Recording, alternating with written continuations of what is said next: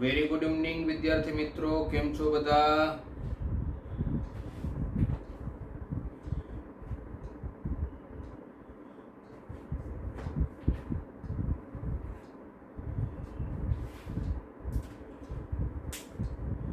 વિદ્યાર્થી મિત્રો, તમારું ચેટ બોક્સ ઓન છે. તમારે ગમે તે હોય તો તમે મને મેસેજ કરી શકો છો, રાઈટ? તો વેરી ગુડ ઇવનિંગ. કેમ છે બધાને? મજામાં ને?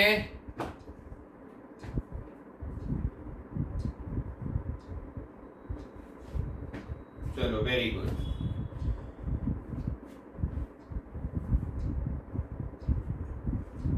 કાલે વિદ્યાર્થી મિત્રો આપણે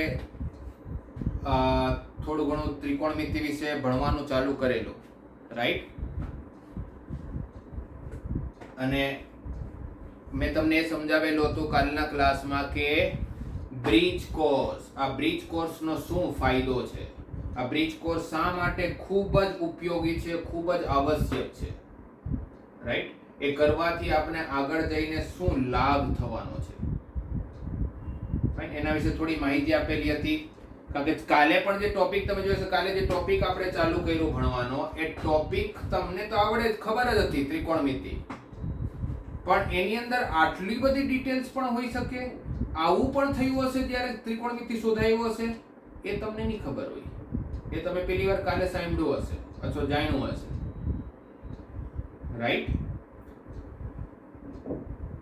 અને આ બધું કરવાની પાછળનું કારણ શું છે આપણું? ભાઈ, મારું ફાઉન્ડેશન વ્યવસ્થિત હશે, મારો પાયો પાકો હશે, તો મને આગળ કંઈ પણ વસ્તુ ભણવામાં અથવા બિલ્ડિંગ ચણવામાં ટાઈમ નહીં લાગે, અને બિલ્ડિંગ ચણાઈ જશે તો એ તરત પડી નહીં જાય, હે ને? અને આપણે આગળ જઈને જે એક્ઝામ આપવાની છે, આપણે આગળ જઈને જે એક્ઝામની આપણે પ્રિપરેશન કરવાની છે, એ કઈ એક્ઝામ છે આપણા માટે? JEE અને નીટ. જે તમારામાંથી કોઈ બાયોના વિદ્યાર્થીઓ હશે, જે બાયો લેતા હશે, PCB લેતા હશે, જેને આપણે બી ગ્રુપ કહીએ છીએ, તો એ લોકો નીટની એક્ઝામ આપશે.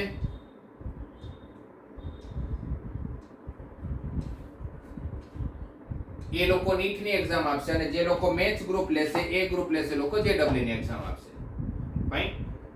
JEE અથવા નીટ આપણે ભણવાનું ચાલુ કરીને પહેલા હું તરત મેં તમને જેમ કીધું કે થોડી માહિતી આપીશ તમને, રાઈટ? જે ખૂબ જ ઉપયોગી માહિતી હોય છે. ભણશું તો ખરા જ આપણે રોજે થોડું ભણશું, સાથે સાથે થોડી ઉપયોગી માહિતી પણ આપણે લેતા જશું. તો JEE અથવા નીટ,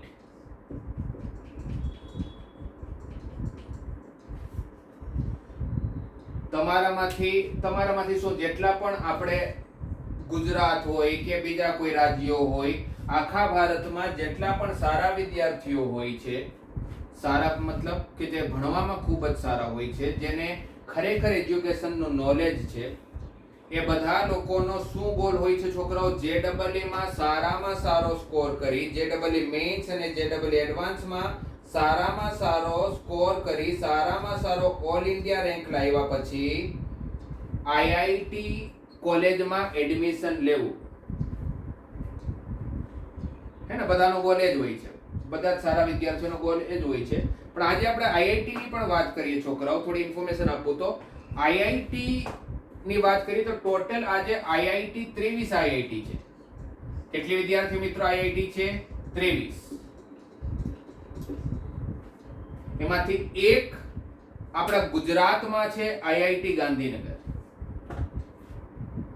તમને જો બધાને આઈડિયા હોય તો એક IIT આપણે ગુજરાતમાં છે, IIT ગાંધીનગર, રાઈટ? પણ IIT ગાંધીનગર બહુ આજથી સમજી લો કે તમે 5-6 વર્ષ પહેલા એસ્ટાબ્લિશ થયું. IIT ની જે સૌથી 6 કોલેજ છે, જેની ખૂબ જ વધારે ડિમાન્ડ છે, ખૂબ જ વધારે ડિમાન્ડ છે, એમાં છે IIT બોમ્બે,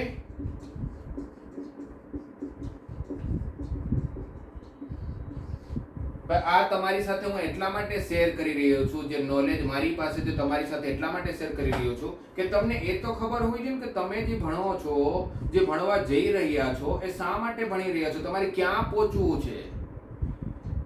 ભાઈ હું બસ સ્ટેશને ચાલ્યો જાઉં, બસ સ્ટેન્ડ ઉપર જાઉં અથવા રેલવે સ્ટેશને જાઉં ને મને એ જ ના ખબર હોય કે મારે કઈ બસમાં ચડવું અથવા કઈ ટ્રેનમાં ચડવું, તો શું થશે? કેટલો સમય ઉભા રહેશો? પણ જો તમને ખબર હશે કે ભાઈ મારે બોમ્બે જવું છે, મારે અમદાવાદ જવું છે, મારે બરોડા જવું છે, તો તમે બસમાં ચડશો અથવા ટ્રેનમાં ચડશો, તો તમને ખબર તો હોય ને તમારે પહોંચવું ક્યાં છે. જો મને મારો ગોલ ખબર નહીં હોય, મારું ડેસ્ટિનેશન ખબર નહીં હોય, તો મને રસ્તો કઈ રીતે મળશે? એટલા માટે તમારી સાથે શેર કરી રહ્યો છું, જે નોર્મલી વિદ્યાર્થીઓને ખબર નથી હોતું, ખાસ કરીને આપણા એરિયામાં, મતલબ વરાછા એરિયામાં તો ખબર જ નથી હોતું, રાઈટ? તો આઈઆઈટી ની સારી 23 કોલેજની વાત નથી, આમ તો બધી જ આઈઆઈટી સારી હોય છે, પણ જે 6 વર્લ્ડ ફેમસ છે જેની જે જગ્યા એની વાત કરું છું, તો IIT Bombay, IIT Delhi, IIT Roorkee, IIT Kharagpur,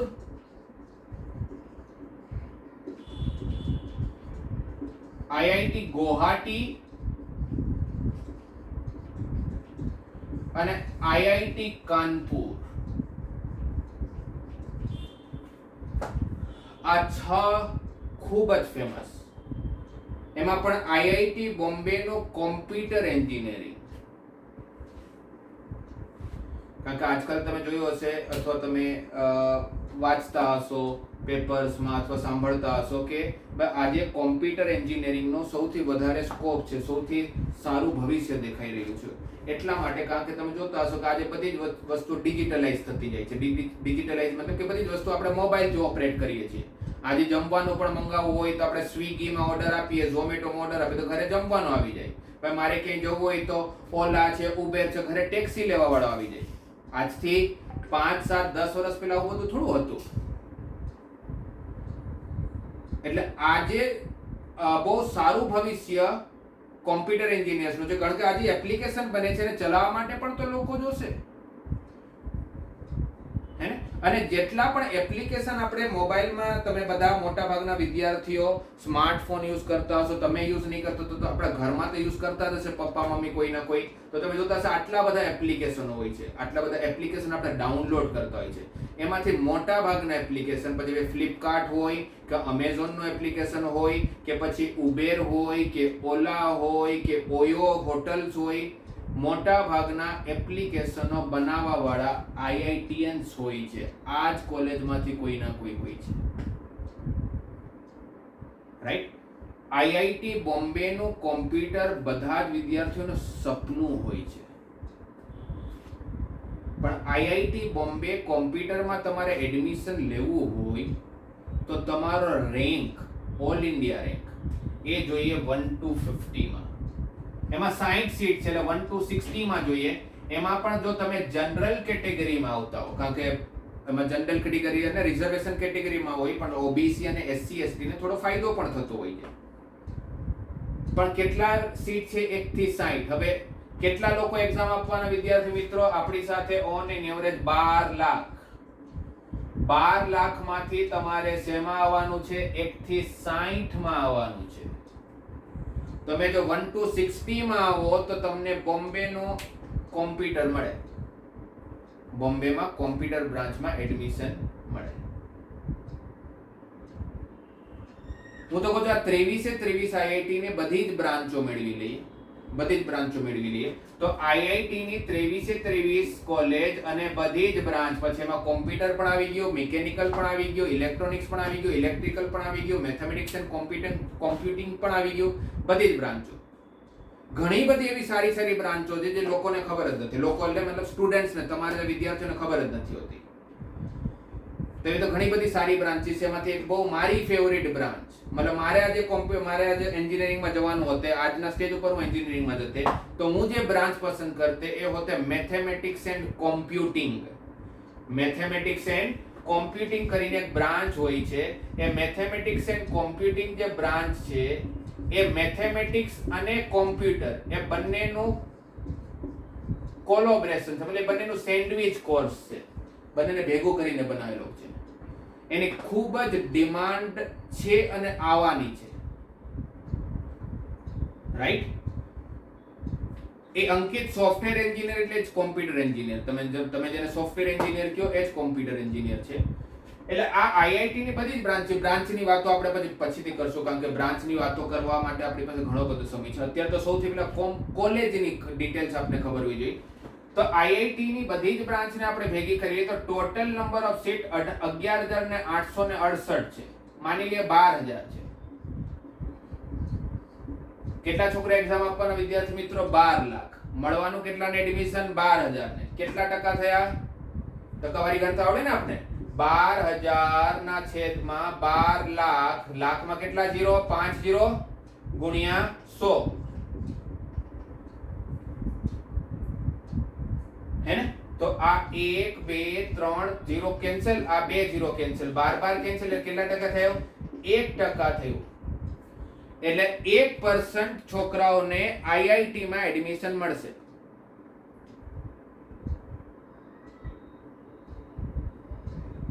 right? કેટલા ટકાને એડમિશન મળશે? 1%. બરાબર છે? એટલે એક વસ્તુ તો ઘણા બધા છોકરાઓ અમને દર વર્ષે મળતા હોય છે, રાઈટ? વાતો થતી હોય છે, કાઉન્સેલિંગ થતું હોય છે. હમણાં પણ અમુક વિદ્યાર્થીઓ મેસેજ કરીને કહેતા હોય છે કે સર શું કરું, થોડા કન્ફ્યુઝ છીએ. અમારા ઘણા બધા મિત્રો, અમારા આજુબાજુના પડોશીઓ એવું કહે છે કે તમે ફૂલ ડે સ્કૂલ, કારણ કે આપણી તો ફૂલ ડે સ્કૂલનો ક્રેઝ છે છોકરાઓ, તમને પણ ખબર છે, રાઈટ? તમારાથી ઘણા બધા મિત્રોએ ફૂલ ડે સ્કૂલમાં એડમિશન પણ લઈ લીધું હશે. ઘણા બધા મિત્રો એડમિશન લેવા જઈ રહ્યા છો. તમારામાંથી પણ અમુક કદાચ વિચારતા હશે. તે લોકો જ્યારે આપણે એમને સમજાવતા હોઈએ કે ભાઈ ફૂલ ડે સ્કૂલ શું છે અને એમાં કઈ રીતે ભણાવવામાં આવે, એનો શું પ્લસ પોઈન્ટ છે, શું માઇનસ પોઈન્ટ છે, એટલે જ્યારે આપણે એમને કહીએ ને કે ભાઈ તમારે આઈઆઈટી જેવી સારી કોલેજમાં જવું હોય તો ફૂલ ડે સ્કૂલમાં એડમિશન ના લેવાય. તો એ આપણે એવું પૂછે સાહેબ તો આટલા વિદ્યાર્થીઓ લે છે તો શું એ વિદ્યાર્થીઓ પાગલ છે, વિદ્યાર્થીઓ ગાંડા છે? આપણી ભાષામાં વાત કરીએ તો મારો જવાબ એક જ હોય, હા ખરેખર ગાંડા છે. કારણ કે એટલા માટે ફૂલ ડે સ્કૂલમાં એડમિશન લે છે કારણ કે એમને ખબર જ નથી કે પહેલા તો આઈઆઈટી શું છે. પહેલી વસ્તુ તો આઈઆઈટી શું છે એ જ ખબર નથી. અને કદાચ ખબર છે તો એમને એ નથી ખબર કે આઈઆઈટીમાં જવા માટે તમારે કેટલી મહેનત કરવી પડશે, એમાં જવા માટે તમારે કેટલા પર્સન્ટેજમાં આવવું પડશે, તમારો ઓલ ઇન્ડિયા રેન્ક કેટલો હશે તો તમે ત્યાં પહોંચશો. તમારામાંથી કેટલા વિદ્યાર્થીઓ, તમે તો અહીંયા છો તો તમે સાંભળો છો હે ને, કેટલા હજારો વિદ્યાર્થીઓ હશે. અહીંયા આપણે 30 છોકરાઓ છે, ત્યારે 30 છોકરાઓને ખરેખર આની સાથે કઈ ચિંતા છે અથવા જેને આઈઆઈટી ને અથવા એમ્સ જેવી કોલેજમાં જવામાં રસ છે, એટલે તમે અહીંયા છો. બાકી બધાનું તમને જે અહીંયા નથી અથવા જે ફૂલ ડે સ્કૂલમાં લેવા માંગે છે એ તો તમને ગેરંટી સાથે કહી દો કે હું એવું નથી કહેતો કે તમે મારી ત્યાં એડમિશન લેશો અથવા બીજા કોઈ સારા કોચિંગમાં એડમિશન લેશો તો તમારું આઈઆઈટીમાં એડમિશન થઈ જશે. એ કોઈ જ ના કહી શકે. એ તો ભગવાન પણ ભણાવવા આવે તો તમારું એડમિશન થઈ જશે, કોઈ જ ના કહી શકે. હું તો ચલો બહુ નાનો માણસ છું, હું કહું છું ભગવાન ઉપરથી ભણાવવા આવી જાય તમને બધાને તો પણ તમારું આઈઆઈટી અથવા એમ્સ જેવી કોઈ કોલેજમાં એડમિશન થઈ જશે એવી તો ભગવાન પોતે પણ ગેરંટી ના લઈ શકે. બોર્ડની હું ગેરંટી લઈ શકું કે ભાઈ તમે મારી ત્યાં ભણશો તો બોર્ડમાં તમારા 90% આવશે, એ 100% ની ગેરંટી છે. કારણ કે મને ખબર છે કે બોર્ડનું પેપર એક એનસીઆરટી બુક ની તમે ટેક્સ્ટ બુક હશે એમાંથી જ આવવાનું છે, આની કોઈ બુક નથી. આમાં તમે જો રોજની 10 થી 12 કલાકની ઓછામાં ઓછી મહેનત નહીં કરો તો તમારું નહીં આવે, તમારું નહીં થાય આઈઆઈટી. તમને ચિંતન સાથે આપણે વાત કરેલી વેબિનારમાં એને શું કીધેલું, 10 થી 12 કલાક વાંચતો હતો. એ 10 થી 12 કલાક વાંચતો હતો ત્યારે એનો ઓલ ઇન્ડિયા રેન્ક 630 બન્યો. કેટલો છોકરો? 630. તમારે બોમ્બેમાં જવું હોય તો તમારે 1 થી 60 માં આવવું પડે. એટલે 10 થી 12 કલાક તમે વાંચો તો કદાચ તમારો આમાં થાય. એટલે જેમ મેં કીધું કે હું છોડો ભગવાન પણ ભણાવવા આવી જાય તો તમને કોઈ ગેરંટી ના આપી શકે કે તમારું થઈ જ જશે. હા, પણ તમારા ચાન્સીસ બને, તમારા 50-50% ચાન્સ છે કે તમારું થઈ જશે અથવા તમારું નહીં થાય. પણ તમે જો એવી સ્કૂલમાં જશો કે જેનો ટાઈમિંગ જ સવારનો 7 થી સાંજના 5 વાગ્યા સુધી છે, ભણાવશે કેવું કે કેવું નહીં ભણાવે, ત્યાં આઈઆઈટી જેડબલ એડવાન્સ લેવલનું કોચિંગ થતું હશે, અથવા નીટનું પેપર જો અઘરું આવી ગયું, પહેલા એમ્સની અલગ એક્ઝામ થતી, હવે તો એમ્સે પણ નીટ થ્રુ કરી નાખ્યો. એમ્સ જ્યારે નીટ થ્રુ થયું છે, એમ્સ પહેલા કેવું હતું કે જે બાયોના છોકરાઓ છે એમના માટે, કે એમ્સ પોતાની અલગથી એક્ઝામ લેતું. છેલ્લા વર્ષથી એમ્સે શું કર્યું કે નીટની એક્ઝામ થ્રુ જ એ લોકો એડમિશન આપશે, પણ એમ્સના પેપરનું લેવલ ઘણું ટફ આવતું, નીટના લેવલ ઉપર તો ઘણું જ અઘરું આવતું. હવે જ્યારે નીટ સાથે સંકળાઈ ગયું, હવે નીટનું પેપર પણ અઘરું બનશે. એટલે એ લેવલનું તમને સ્કૂલમાં ભણાવશે કે નહીં એ તો સેકન્ડરી વસ્તુ છે, એ તો સેકન્ડરી છે. પણ પ્રાઇમરી તો એ છે કે તમે 5 વાગ્યા સુધી જો સ્કૂલ પર હશો તો તમે 10 થી 12 કલાક વાંચશો કઈ રીતે? તમારે પાસે 10 થી 12 કલાક છે ક્યાં? એટલે તમારે બહુ બધી રેફરન્સ બુકો વાંચવી પડશે, બહુ બધું મોડ્યુલ્સ લગાવવા પડશે, બહુ બધી પ્રેક્ટિસ કરવી પડશે. એટલે એ તો કન્ફર્મ છે કે તમે ત્યાં એડમિશન લેશો એટલે તમારો અહીંયા તો નહીં જ થાય, એ 100% ની ગેરંટી છે. મારી ત્યાં એડમિશન લેશો તો થશે કે નહીં થાય, અથવા બીજા કોઈ પણ સારા કોચ મતલબ જે આ લેવલનું ભણાવતા હોય ત્યાં તમે એડમિશન લેશો તો થશે કે નહીં થાય એ નહીં કહી શકો, પણ તમે ફૂલ ડે સ્કૂલમાં લેશો તો નહીં જ થાય, એ હું ગેરંટી સાથે કહી શકું. એનું મેં તમને કારણ કીધું, હું પાછું નથી એવું કીધું કે મને ફૂલ ડે સ્કૂલમાં સારા ને શિક્ષકો નહીં હોય અથવા સારું નહીં ભણાવતા. ભાઈ બોર્ડ લેવલ પર તમારે જવું હોય, બોર્ડમાં સારા પર્સન્ટેજ લાવવા હોય, તમને કોઈ પણ કોલેજ ચાલતી હોય તો ભાઈ ફૂલ ડે સ્કૂલ કરતા સારી સ્કૂલ જ નહીં, જે તમને આખો દિવસ સાચવી તો રાખે, ત્યાં બહુ મહેનત કરાવે, લખાવે, તમને એક ને એક વસ્તુ 10 વાર ગોખાવી દે, બોર્ડમાં સારા માર્ક્સ આવી જશે, પણ અહીંયા નહીં પહોંચો. રાઈટ? કારણ કે તમને દેખાય છે કે કેટલા લાખમાંથી કેટલા લાખ છોકરાઓ સિલેક્ટ થવાના, અને આપણી જે અને આ જે છોકરો 1 થી 60 માં રેન્ક આવતો ને એ અલગ જ હોય છોકરા. એ નોર્મલ આપણે જેવા છોકરાઓ પણ ના હોય, મને તેવું લાગે છે. એ અલગ જ દુનિયાવાળા છોકરા હોય. એમને આખો દિવસ સૂતા જાગતા હસતા ખાતા પીતા એમને એક જ વસ્તુ ધ્યાનમાં આવતી છે, આઈઆઈટી બોમ્બેમાં મારે પહોંચવું છે, એના માટે મારે મહેનત કરવી છે. આપણી ત્યારે જ્યારે છોકરો ઓલ ઇન્ડિયા રેન્ક 4 આવ્યો હતો, એ રોજની 6 કલાક સુવાને છોડીને બીજી 1 કલાક ગણે એ 14 થી 15 કલાક વાંચતો. એનું એક જ સપનું હતું, અને એ 10 અને બીજી એક વસ્તુ કે એનો જ્યારે ઓલ ઇન્ડિયા રેન્ક 4 આવ્યો તો એને એવું નહીં કે 9 માંથી તૈયારી ચાલુ કરી દીધી, એ જ્યારે 11 માં આવ્યો પછી એને તૈયારી ચાલુ કરી. એ સમજો કે મારે આઈઆઈટી બોમ્બેમાં જવું છે, એને નક્કી કરી લીધું, અને પછી એ 2 વર્ષ એને કોઈ હલાવી ના શીખ્યું. એને ગમે ત્યારે પૂછો ને તમે ઉઠતા જાગતા ક્યાં જવું છે તો આઈઆઈટી બોમ્બેમાં જવું છે, ક્યાં જવું છે તો આઈઆઈટી બોમ્બેમાં જવું છે, કઈ બ્રાન્ચ જોઈએ છે તો કોમ્પ્યુટર એન્જિનિયર બ્રાન્ચ જોઈએ છે. આવું જ્યારે તમારી સાથે થઈ જશે કે ભાઈ મારે આઈઆઈટી બોમ્બે કોમ્પ્યુટર એન્જિનિયરિંગમાં જ જવું છે, અથવા મારે આઈઆઈટી દિલ્હીમાં મેથેમેટિક્સ એન્ડ કોમ્પ્યુટિંગ જ બ્રાન્ચ જોઈએ છે, અથવા મારે કોમ્પ્યુટર નથી કોમ્પ્યુટિંગ છે સોરી, અથવા કોઈ એવો હોય જે બાયોનો છોકરો મારે એમ્સ દિલ્હીમાં જ જોજો. કોઈ મને હમણાં ક્વેશ્ચન પૂછ્યું કે સર એમ્સમાં કઈ સારી 5? એમ્સમાં એક જ સારી, કોઈ 5 સારી નથી. એમ્સની ટોટલ હવે તો 10-11 કોલેજ થઈ ગઈ, પણ એમ્સની એક જ કોલેજ સારી, મતલબ જેનું નામ છે એ છે એમ્સ દિલ્હી. તો પછી કઈ 5 સારી એવું કઈ છે જ નહીં, 5 જેવું એમ્સ દિલ્હી. તમારે એમ્સ દિલ્હીમાં જવું પડે, અને એમ્સ દિલ્હીમાં તમારે જવું હોય તો તમારે 720 માંથી તમારે ઓછામાં ઓછા 680 માર્ક જોઈએ, કારણ કે એમ્સ દિલ્હીમાં તમારી પાસે ખાલી અને ખાલી 72 સીટ છે. કેટલી છોકરાઓ? 72.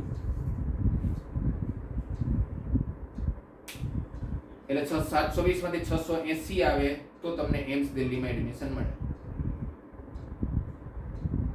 બરાબર? એટલે એમ્સ દિલ્હીની જેટલી કોમ્પિટિશન છે એટલી જ કોમ્પિટિશન આઈઆઈટી બોમ્બે કોમ્પ્યુટરની છે.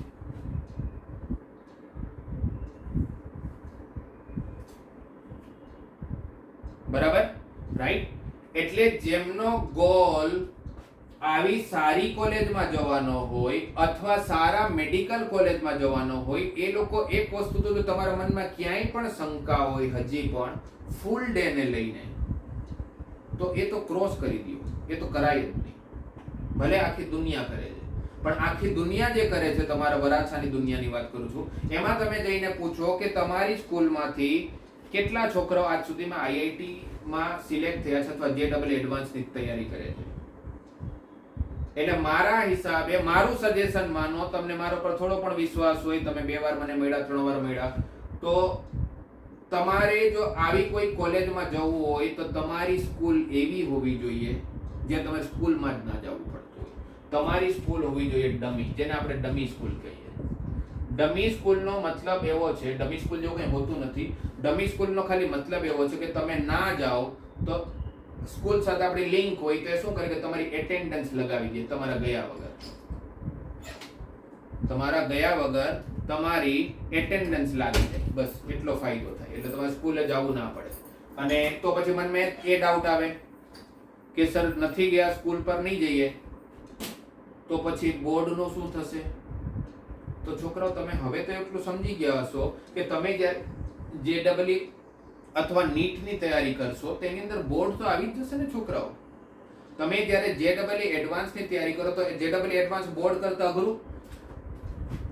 એક વસ્તુ સમજી લ્યો, બોર્ડનો સિલેબસ, બોર્ડમાં તમે જે ભણવાના છો અને JEE નીટમાં તમે જે ભણવાના છો એનો સિલેબસ સરખો જ છે. સિલેબસ અલગ અલગ નથી. એવું નથી કે અહીંયા કંઈક અલગ ભણવાનું છે ને અહીંયા કંઈક અલગ ભણવાનું છે. બંને જગ્યાએ તમે સરખી જ વસ્તુ ભણવાના છો. બસ અહીંયા જે વસ્તુ ભણશો એ ઘણું બધું લોજિકલ, ઘણું બધું ડિટેલ્સમાં હશે, રાઈટ? ઘણું ડેપ્થમાં જઈને તમારે સમજવું પડશે. અહીંયા એની જરૂર નથી, કારણ કે એક તો પેલા ત્યાં ખાલી 12 નું જ પૂછાશે, અહીંયા 11 12 બંને પૂછાશે. અહીંયા જે પૂછાશે એ ડાયરેક્ટ સવાલ આવશે બુકમાંથી. મેં તમને જેમ કીધું કે હું તમને ગેરંટી આપી શકું કે બોર્ડમાં તો તમારા આટલા પર્સન્ટેજ આવી જ જશે. અહીંયા કોઈ જ ગેરંટી નથી. એટલે તમે જ્યારે અઘરી વસ્તુની તૈયારી કરો તો આ તો થઈ જ જવાની. આ કરશો તો આ નહીં થાય, આ કરશો તો આ નહીં થાય, પણ આ કરશો તો આ તો આવડવાનું જ છે. એટલે એવું નથી કે ડમી સ્કૂલ લ્યો તો એ છોકરાઓને કે બોર્ડમાં કઈ ફરક પડતો હોય. કદાચ બોર્ડમાં ફરક પડતો, હું એવું કહું કે ભાઈ ડમી સ્કૂલ લે ને ફૂલ ડે સ્કૂલ લે, બંનેના બોર્ડમાં ને છોકરો જો સારો છોકરો હોય તો એના બોર્ડના પર્સન્ટેજમાં કેટલો ફરક પડે. તો એવું કહું કે ફૂલ ડે માં હોય તો આખો દિવસ બોર્ડની તૈયારી કરવાનો, તે જ્યારે બોર્ડની તૈયારી કરવાનો. બધી જ સ્કૂલે એવું તો કહે કે ભાઈ અમે JEE ની તૈયારી કરાવશું, કરાવતા પણ હશે. JEE મેઇન્સ લેવલની તૈયારી કરાવતા પણ હશે, પણ JEE એડવાન્સ લેવલની તૈયારી કોઈ જ સ્કૂલ નહીં કરી શકે. પહેલી વસ્તુ તે કે JEE એડવાન્સ ઇંગ્લિશમાં આવે.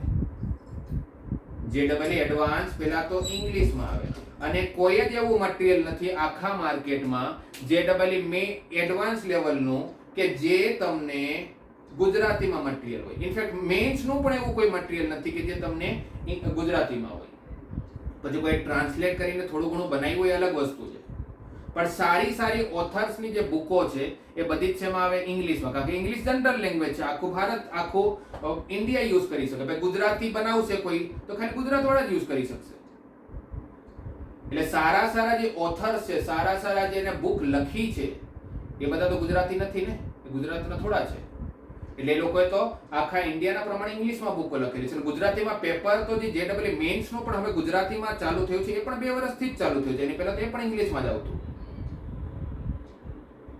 એટલે બધી સ્કૂલો કહેતી હોય કે અમે JEE અને નીટની કદાચ તૈયારી કરાવતી, કારણ કે આખું ગુજરાતીમાં આવે, પણ એમાં પણ એમ્સ લેવલની તૈયારીની, નીટના નાના મોટા જે પ્રાઇવેટ કોલેજ હોય એમાં એડમિશન મળી શકે તમને, પણ જેનો ટાર્ગેટ એ હોય બહુ જ સરસ વિદ્યા, બહુ જ સારો સ્ટુડન્ટ હોય, 10th માં જે 95 ઉપર એક્સપેક્ટ કરતો હોય, એને તો આવા જ ગોલ રાખવા છે. એમ્સ અથવા એ લેવલની બીજી પણ કોલેજ છે, ક્રિશ્ચિયન મેડિકલ કોલેજ છે.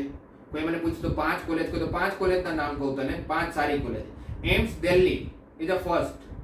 Second, Christian Medical College, Vellore સાઉથમાં છે. ત્રીજી, air force medical college Poona, AFMC. Air force medical college એટલે ફોર્સ વાળા હોય ને, જે એરફોર્સ વાળા હે ને, એની કોલેજ છે. એટલે એમાં રિટર્ન ટેસ્ટ થાય, પછી ઇન્ટરવ્યુ પણ થાય. એમને એવું લાગે કે તમને દેશ માટે કંઈ કરવાનું જુનૂન છે, એ લોકોને જ એ લોકો એડમિશન આપે. એટલે ત્રીજી કોલેજ છે air force medical college, right. Fourth છે વર્ધા મેડિકલ કોલેજ, એ છે વર્ધા કરીને એક મહારાષ્ટ્રમાં જગ્યા છે, ત્યાંની કોલેજ છે ફોર્થ. અને ફિફ્થ છે GH પટેલ બોમ્બે, જેમાં આપણા અત્યારે 2 વિદ્યાર્થીઓ ભણે છે. અત્યાર સુધી આપણો પણ કોઈ પણ વિદ્યાર્થી એમ સુધી નથી પહોંચી શક્યો. આપણા ઇન્સ્ટિટ્યૂટમાંથી પણ હજી સુધીમાં કોઈ પણ છોકરો એમ સુધી નથી પહોંચ્યો. એએફએમસી માં આજ સુધીમાં એક છોકરો પહોંચેલો છે, પણ એમ સુધી તો આપણી ત્યાંથી પણ એક છોકરો નથી પહોંચ્યો. કારણ કે ત્યાં પહોંચવા માટે બહુ જ મહેનત જોઈએ. એવું નથી કે ના પહોંચી શકાય, આરામથી પહોંચી શકાય, પણ ભાઈ મેં તમને જેમ કીધું કે એ સ્ટુડન્ટ ઉપર ડિપેન્ડ કરે. કદાચ મારી ત્યાં આપણે ઇન્સ્ટિટ્યૂટમાં એવો કદાચ આજ સુધીમાં કોઈ છોકરો જ ન થયો કે એટલું કેલિબર હોય, એટલું અંદરથી જનૂન હોય કે મારે અહીંયા જ જવું છે અને એના માટે કંઈ પણ કરવું માટે તૈયાર છે. રાઈટ, બરાબર છે. અંકિત પૂછે છે સર આઈઆઈટી માં ટોટલ કેટલા પહોંચ્યા? આઈઆઈટી માં તો ઘણા બધા પહોંચ્યા. આઈઆઈટી માં તો ઘણા બધા પહોંચ્યા છે, કારણ કે આઈઆઈટી માં 12,000 માં રેન્ક લાવો એમ્સ જેટલો અઘરો નથી. એમ્સ કે આઈઆઈટી બોમ્બે, જેમ કે તો એવું પૂછે કે મને બોમ્બે કોમ્પ્યુટર માં આજ સુધીમાં તમારી સાથે કેટલા છોકરા પહોંચ્યા, તો 2 જ છોકરા પહોંચ્યા છે. કારણ કે 1 થી 60 માં રેન્ક લાવો એ બહુ અલગ જ વસ્તુ છે. રાઈટ. પણ હું તમને એક બીજી વસ્તુ કહેવા જઈ રહ્યો હતો કે હવે સપોઝ આપણે આઈઆઈટી માટે તૈયારી કરતા હોઈએ તો જેડબલઈ એડવાન્સ ની તૈયારી કરવી પડે આપણે. અને જેડબલઈ એડવાન્સ એમાં આવે ઇંગ્લિશમાં આવે. જેડબલઈ એડવાન્સ એમાં આવે ઇંગ્લિશમાં આવે. તો કોઈ પણ એક તો સ્કૂલ તમને ઇંગ્લિશમાં કરાવશે નહીં, એટલે પહેલા તો ત્યાં જ તમારું પતી ગયું. એટલે ફૂલ ડે સ્કૂલમાં જઈને તમે આઈઆઈટી જેવી સારી કોલેજમાં તો એડમિશન ના મળે, અથવા એમ્સ જેવી સારી કોલેજમાં તો એડમિશન ના મળે. રાઈટ. ડમી અને ફૂલ ડે સ્કૂલમાં શું ફરક પડે કે ભાઈ ફૂલ ડે સ્કૂલનો આખો ટાઈમ જે હોય છે એનું ફોકસ શું હોય? બોર્ડ. એમનું ધ્યાન હંમેશા ક્યાં હોય? બોર્ડ ઉપર. અને ડમી વાળાનું ધ્યાન ક્યાં હોય? જેડબલઈ અથવા નીટ ઉપર. તો થશે શું કે જે લોકો આખો દિવસ બોર્ડની મહેનત કરતા હશે તો કદાચ ફૂલ ડે અને સેમ કેલિબરના 2 વિદ્યાર્થીઓ છે, એકે ફૂલ ડે સ્કૂલ લીધી, એકે ડમી સ્કૂલ લીધી, તો એવું બની શકે કે જે ફૂલ ડે સ્કૂલ લીધી એને કદાચ બોર્ડમાં 92% આવી ગયા, પણ એને જેડબલઈ માં માની લઈએ કે 300 માંથી 110 માર્ક આવ્યા.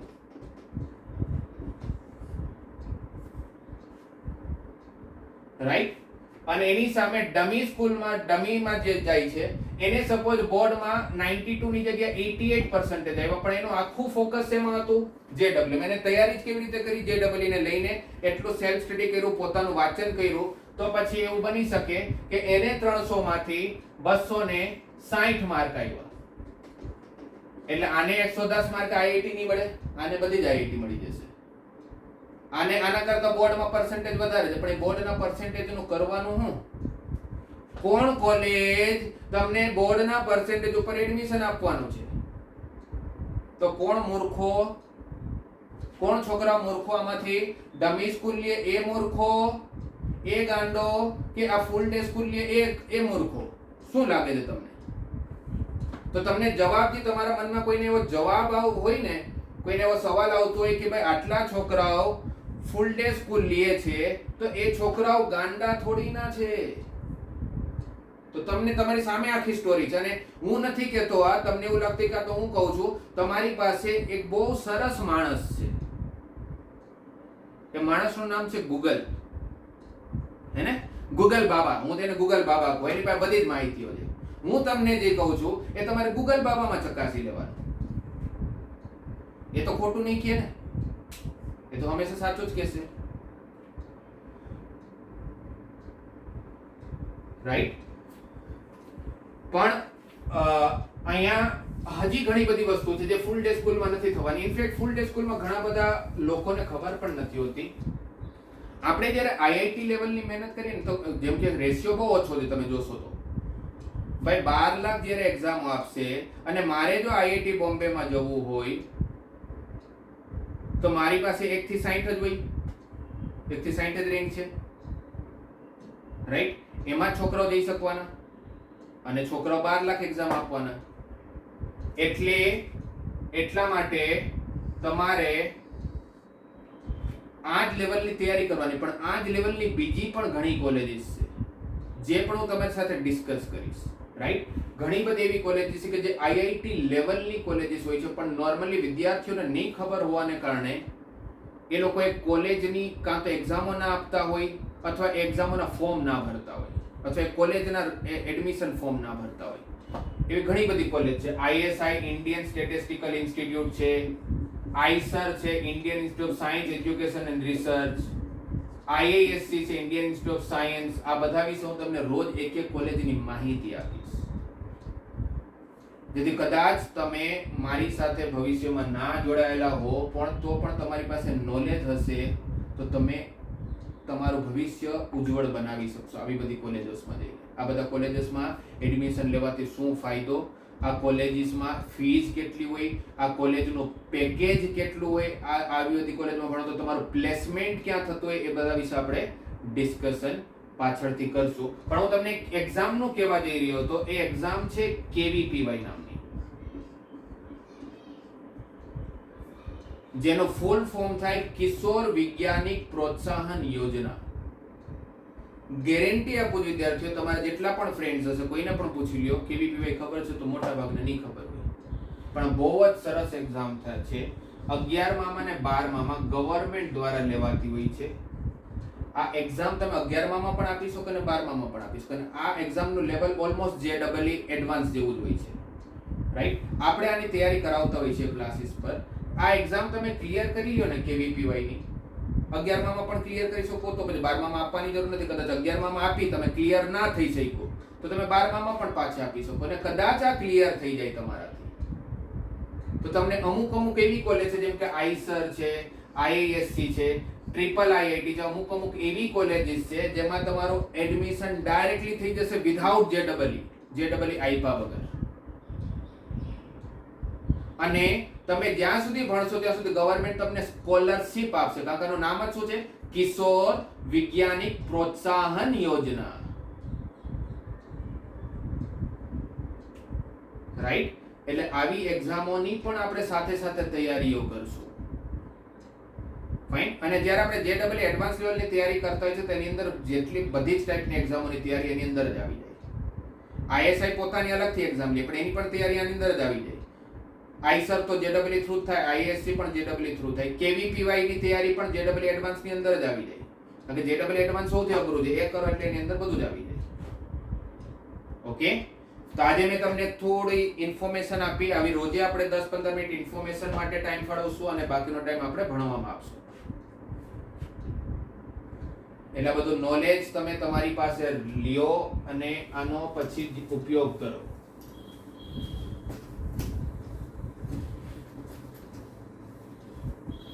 ચલો પાછું આપણે આપણા બ્રીફ કોર્સ ઉપર આવી જઈએ. જે આપણે ભણતા હતા એની ઉપર આવી જઈએ.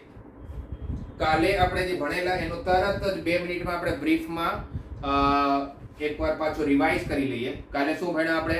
ત્રિકોણમિતિ નું ઓરિજિન, ત્રિકોણમિતિનો જન્મ એક વર્તુળમાંથી થયો છે. કેવો વર્તુળ? એકમ વર્તુળ, યુનિટ સર્કલ. યુનિટ સર્કલ મતલબ શું? કે એવો સર્કલ કે જેનો રેડિયસ 1 હતું. એવો સર્કલ કે જેનો રેડિયસ 1 હતું. પછી આપણે આ સર્કલ લીધેલું. અહીંયા આપણું સેન્ટર હતું 0,0. અહીંયા આપણે 4 પોઈન્ટ મળ્યા. A of 1,0, B of 0,1, C of -1,0 અને D of 0,-1. 4 વર્તુળો AB મતલબ 4 પોઈન્ટ ABCD. પછી આપણે ખૂણા જોયેલા. અહીંયા 0 ડિગ્રી, અહીંયા 90 ડિગ્રી, અહીંયા 180 ડિગ્રી, અહીંયા 270 ડિગ્રી. અહીંયા એકવાર આખું વર્તુળ પૂરું થયું તો 360 ડિગ્રી. પછી આગળ વધતા ગયા 450, 540, 630, 720. હે ને? અને કોઈ પૂછે કે ભાઈ આનો અંત ક્યાં હશે, તો આનો અંત ક્યાંય નહીં હોય, કારણ કે તો ચાલતું જ રહેશે. એટલે આ વર્તુળનો ક્યારે અંત નથી થવાનો, તો પછી આ ખૂણાનો પણ ક્યારે અંત નથી થવાનો. પછી આપણે એટલું જોઈ લીધેલું કે આપણી પાસે બે યામ હોય, x નો યામ અને y નો યામ. x નો યામ એટલે આપણો બેઝ છે, y નો યામ એટલે આપણું પરપેન્ડિક્યુલર છે, લંબ છે. બેઝ એટલે કોણ? cos. પરપેન્ડિક્યુલર એટલે કોણ? sin. આટલું આપણે કાલે ભણી ગયા હતા. હવે આગળ વધીએ. આપણે એવું જોયેલું કે ભાઈ અહીંયા આપણી પાસે કોઈ P બિંદુ છે, એ થીટા ખૂણો ચાલે છે. કોઈ Q બિંદુ છે જે આલ્ફા ખૂણો ચાલે છે. તો તમે કીધેલું, હવે તમને ખબર હતી કે અહીંનો બિંદુ શું હોય? cos θ, sin θ. Q નો બિંદુ શું હોય? cos α, sin α. આવા વર્તુળ ઉપર કેટલા બિંદુઓ છે? અસંખ્ય. પણ બધા જ બિંદુઓનો એક વસ્તુ તો કોમન છે. શું? બધાનો x નો યામ cos જ હોવાનો, બધાનો y નો યામ sin જ હોવાનો. શું બદલાય? તો ખાલી ખૂણો બદલાય. તમે તમારી જગ્યા બદલાવો તો તમારો ખૂણો બદલાવાનો. હે ને, એટલો જ ફરક હોય, ખૂણાનો ફરક હોય બધા જ બિંદુઓમાં. બરાબર. તો હવે તમે વિચારો કે તમે A થી A પર છો. આપણે બધા આને રેસની રીતે હતા ને, કે આપણે બધા એક રેસમાં પાર્ટિસિપેટ કર્યું. આપણે બધા ક્યાંથી રેસ દોડવાનું ચાલુ કર્યું? A થી. A થી દોડવાનું ચાલુ કર્યું. A થી દોડવાનું ચાલુ કર્યું અને પાછા જ્યારે તમે A ઉપર આવી જાઓ, A થી દોડતા દોડતા દોડતા દોડતા તમે જ્યારે પાછા A ઉપર આવો તો કેટલો ખૂણો ફેર્યા છોકરાઓ? A થી પાછા A ઉપર આવો તો કેટલો ખૂણો થયો? 360. હે ને છોકરાઓ? A થી પાછા A ઉપર આવો તો કેટલા ખૂણા થાય? 360. એટલે એવું કહી શકું કે અહીંયા 90 નો એક ખૂણો, 90 નો બીજો ખૂણો, 90 નો ત્રીજો ખૂણો અને 90 નો ચોથો ખૂણો. એટલે 90 ના કેટલી વાર ખૂણા પૂરા કર્યા? આપણે 4 વાર પૂરા કર્યા. અને તમે દેખાતો હશે 360 એટલે 90 ગુણ્યા 4. 0 ડિગ્રી એટલે જે ચાલુ જ નહોતું કર્યું એટલે 90 ગુણ્યા 0. બે વાર જ્યારે તમે આખા વર્તુળ ફરી જશો, બે વાર જ્યારે તમે વર્તુળ ફરી જશો તો 90 ગુણ્યા 4 નું કેટલું બની જશે? 90 ગુણ્યા 8. 360 પ્લસ 360 એટલે 720 એટલે 90 ગુણ્યા 8 થઈ જશે. હજી એકવાર પાછા ફરશો તો કેટલું થશે? અહીંયા 1080 એટલે 90 ગુણ્યા 12. એટલે મને એક વસ્તુ બીજી ખબર પડી. શું ખબર પડી? મને એ ખબર પડી કે જ્યારે આપણે એકવાર આખો વર્તુળ ફરીએ, જ્યારે આપણે એકવાર આખો વર્તુળ ફરીએ ત્યારે આપણે 90 ના 4 ભાગ પૂરા કરીએ. 1 2 3 4. 90 ગુણ્યા 0 પછી 90 ગુણ્યા 4, 90 ગુણ્યા 8, 90 ગુણ્યા 12. તો એના પછી શું હશે? આના પછીનો જે ખૂણો હશે એ શું હશે? 90 ગુણ્યા 16. હા કે ના? આના પછીનો જે ખૂણો હશે શું આનો છોકરાઓ? 90 ગુણ્યા 16. એના પછીનો જે ખૂણો હશે શું હશે? 90 ગુણ્યા 20. એના પછીનો જે ખૂણો હશે શું હશે? 90 ગુણ્યા 24. Okay, right. તો આ વસ્તુ જો તમારી સાથે ડિસ્કસ કરી રહ્યો છું, એનાથી મને શું ફાયદો થાય? એનાથી મને શું ફાયદો થાય કે કાલે ઉઠીને તમે જરા A પોઈન્ટ ની વાત કરશો તો A પોઈન્ટ એટલે કોણ? A પોઈન્ટ એટલે 1,0. એ A પોઈન્ટ ઉપર કયા કયા ખૂણા છે? A પોઈન્ટ ઉપર 0 ડિગ્રી પણ છે, એ જ A પોઈન્ટ ઉપર 360 પણ છે, એ જ A પોઈન્ટ ઉપર 720 પણ છે, એ જ A પોઈન્ટ ઉપર 1080 પણ છે. સેમ જ બિંદુ, એ બિંદુ પણ એની ઉપર બહુ બધા ખૂણાઓ છે. અને આપણને ખબર છે કે જે પણ ખૂણો હોય એમાં x ની કિંમત તો cos ની જ હોય. x ની કિંમત હંમેશા કોની હોય? cos ની. તો અહીંયા 0 ડિગ્રી છે તો તમને કઈ કિંમત મળશે? તમારો બિંદુ શું હશે? cos 0, sin 0. હા કે નામાં છોકરાઓ જવાબ આપતા જજો. બરાબર છે ને? cos 0 degree, sin 0 degree.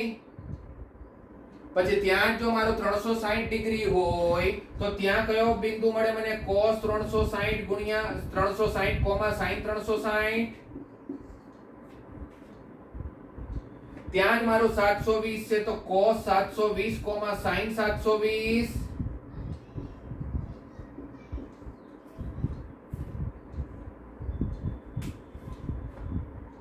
હે ને? અને આ બધા જ બિંદુઓ, આ જેટલા પણ બિંદુઓ દેખાય છે એ બધા બિંદુઓ છે ક્યાં? એ બિંદુ ઉપર, એ ઉપર છે ને? આ બધાની જગ્યા ક્યાં છે? એ બિંદુ. અને એ બિંદુના યામ શું છે? 1,0. એટલે એનો x નો યામ કેટલો છે? 1. એટલે અહીંયા આવેલા બધાના જ x નાની સાથે સરખામણી કરો. આ બધા જ ક્યાં છે? એ બિંદુ ઉપર, જેનો યામ શું છે? 1,0. તો ડાયરેક્ટલી સરખામણી કરું તો અહીંયા આવેલા x ના યામના બધાના જ કિંમત કેટલી થઈ જશે? 1. બધાની sin ની કિંમત કેટલી થઈ જશે? 0. તો મને શું ખબર પડી? cos 0 ડિગ્રી ની કિંમત 1 હોય અને sin 0 ડિગ્રી ની કિંમત 0 હોય.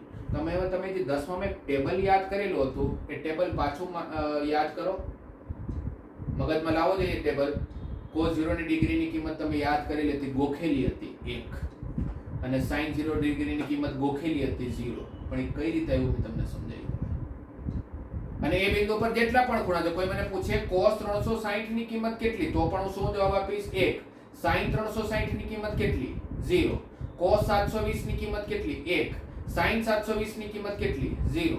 એટલે અહીંયા આવેલા જેટલા પણ ખૂણાઓ દેખાય છે તમને, એ બધા જ ખૂણાઓ માટે અસંખ્ય ખૂણાઓ હશે ત્યાં, પણ એ બધા જ ખૂણાઓ માટે x ની cos ની કિંમત કેટલી થઈ જવાની? 1. અને sin ની કિંમત કેટલી થઈ જવાની? 0. હા કે ના? અહીંયા આવેલા બધા જ ખૂણા માટે cos ની કિંમત કેટલી થશે? 1. બધાની sin ની કિંમત કેટલી થશે? 0. પછી તમે જ્યારે અહીંયા આવશો, અહીંયા બહુ બધા ખૂણાઓ છે, 90, 450, 810. તો અહીંયા જેટલા પણ ખૂણાઓ છે, જવાબ આપજો મને. અહીંયા જેટલા પણ ખૂણાઓ છે એ બધા જ ખૂણાઓ માટે cos ની કિંમત કેટલી? તો શું કહેશો છોકરાઓ? અહીંયા આવેલી બધાની જ cos ની કિંમત કેટલી? 0. જાદુ થયો છોકરાઓ. તમે યાદ કરી લો તો ટેબલમાં cos 90 ની કિંમત 0 થાય. આવ્યું cos 90 0. અને અહીંયા આવેલા બધાની જ sin ની કિંમત કેટલી? 1. sin 90 ની કિંમત તમે યાદ કરેલી હતી એક? આવી ગયું એક? એટલે અહીંયા આવેલા બધા જ ખૂણા માટે sin 1 થવાનું, cos 0 થવાનું. અહીંયા આવેલા બધા જ ખૂણા માટે cos કેટલું થશે? -1. અહીંયા જ આવેલા બધા જ ખૂણા માટે sin કેટલું થશે? 0. ઓકે ના?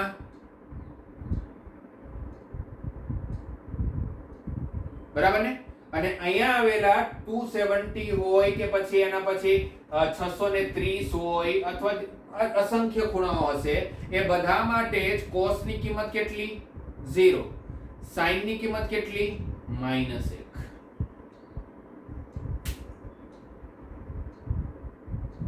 બરાબર? એટલે તમને એટલું તો હવે મેં કહી દીધું, એટલું તમે સમજ્યા હશો કે કોઈ પણ બિંદુ લઈએ, એ બિંદુના x નો યામ તો હંમેશા cos ની જ કિંમત આપે અને y નો યામ હંમેશા sin ની જ કિંમત આપે. એ તો કન્ફર્મ થઈ ગયું કે x ની કિંમત હંમેશા cos મતલબ x cos આપે અને y sin આપે. રાઈટ? પણ હવે તમને ખૂણો તો કઈ પણ પૂછી શકે. એવું થોડું છે કે મેં જે લખ્યું છે એ જ તમને પૂછશે. તમને કોઈ પૂછે કે ભાઈ મને sin 4500 ડિગ્રીની કિંમત કયો? સાંભળજો છોકરાઓ, સમજવાની ટ્રાય કરજો. sin 4500 ડિગ્રીની કિંમત કેટલી? તો મને ખબર છે sin 4500 ડિગ્રીની કિંમત 0 છે. તમે કહેશો સર તમને કઈ રીતે ખબર? તમે ગોખેલું છે? ના ભાઈ મેં ગોખેલું નથી. કેટલા હું ગોખી શકવાનો? ગોખ્યું નથી મેં. શક્ય પણ નથી ને. અસંખ્ય ખૂણાઓ થોડો ગોખી લેવાનો. હે ને? તો મને કઈ રીતે ખબર પડી કે sin 4500 ડિગ્રી 0 થશે? તમને પણ ખબર પડી જશે હમણાં 1 મિનિટની અંદર તમને પણ ખબર પડી જશે. તમે પણ ફટાફટ જવાબ આપવાનો ચાલુ કરી દેશો. શું કરવાનું તમારે?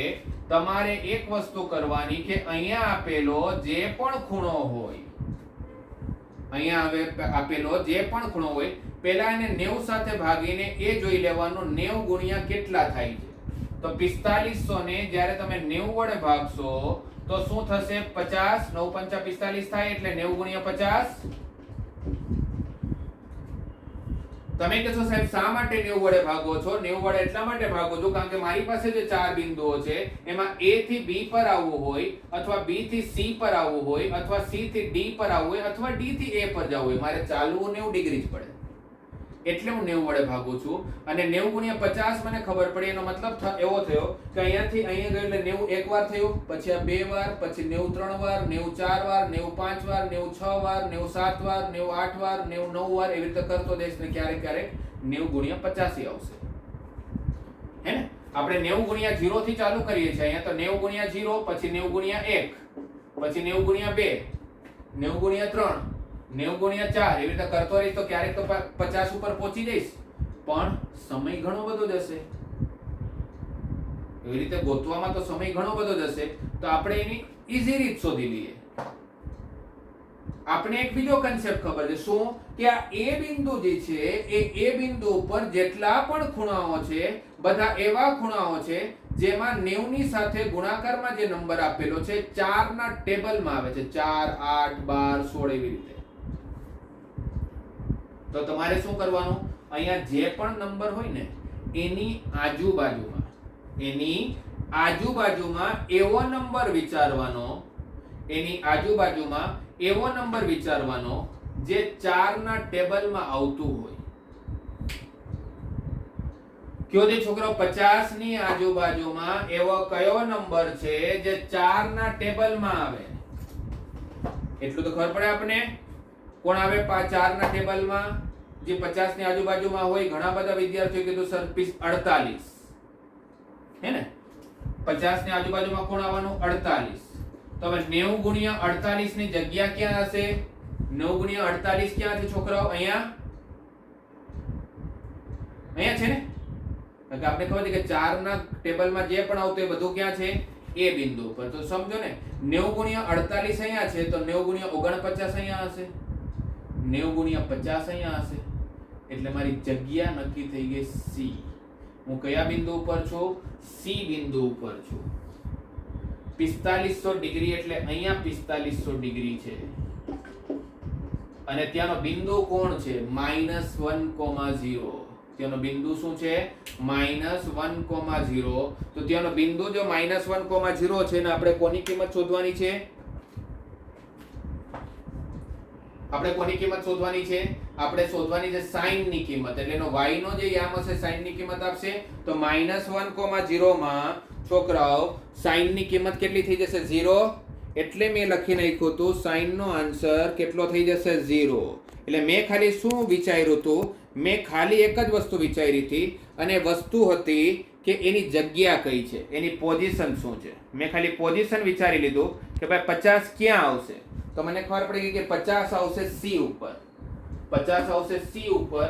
-1,0 સી ના યામ છે એટલે sin ની કિંમત થઈ જશે 0. થઈ ગયું ઈઝી.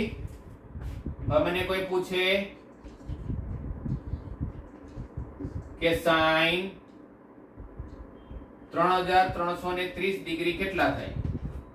sin 3330 ડિગ્રીની કિંમત કેટલી થાય? તો પહેલા તો મને છોકરા વિચારીને કહો કે 3330 કઈ જગ્યાએ આવશે. પહેલા તો એને 90 વડે ભાગીને જુઓ. પેલું કામ શું કરવાનું? તમારે એને 90 વડે ભાગી લેવાનું. 90 વડે ભાગી લેશો તો તમને ખબર પડી જશે કે 90 ની સાથે ગુણાકારમાં શું આવે છે?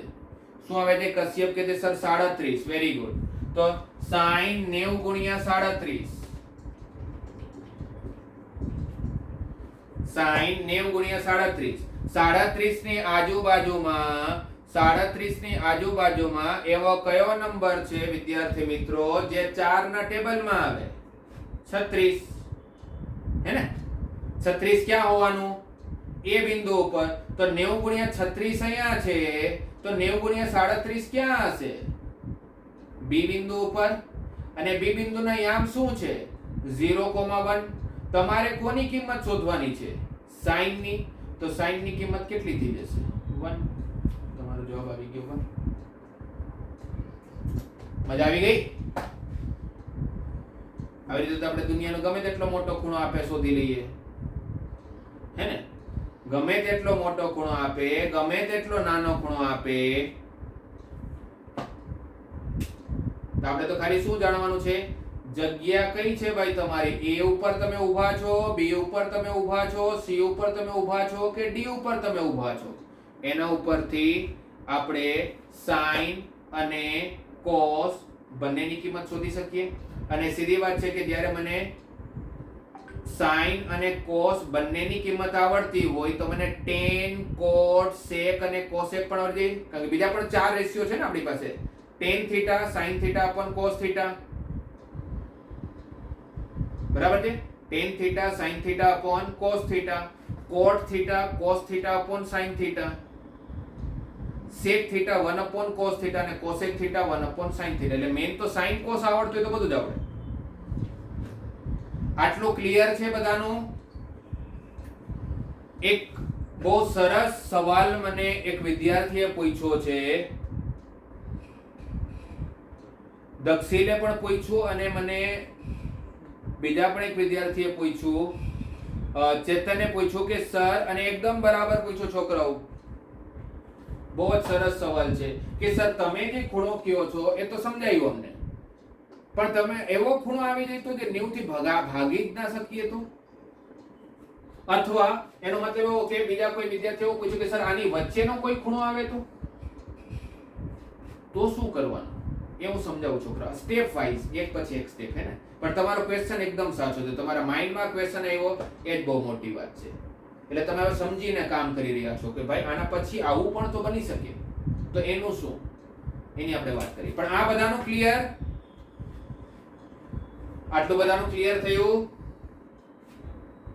તો આગળ વધીએ. હવે આપણે આગળ વધીએ કે હવે એવો કોઈ ખૂણો આવે કે જે 90 સાથે ભાગી ના શકીએ, જેને આપણે 90 સાથે ના ભાગી શકીએ, તો એનું શું કરવાનું? તો એના વિશે આપણે ડિસ્કસ કરીએ થોડું.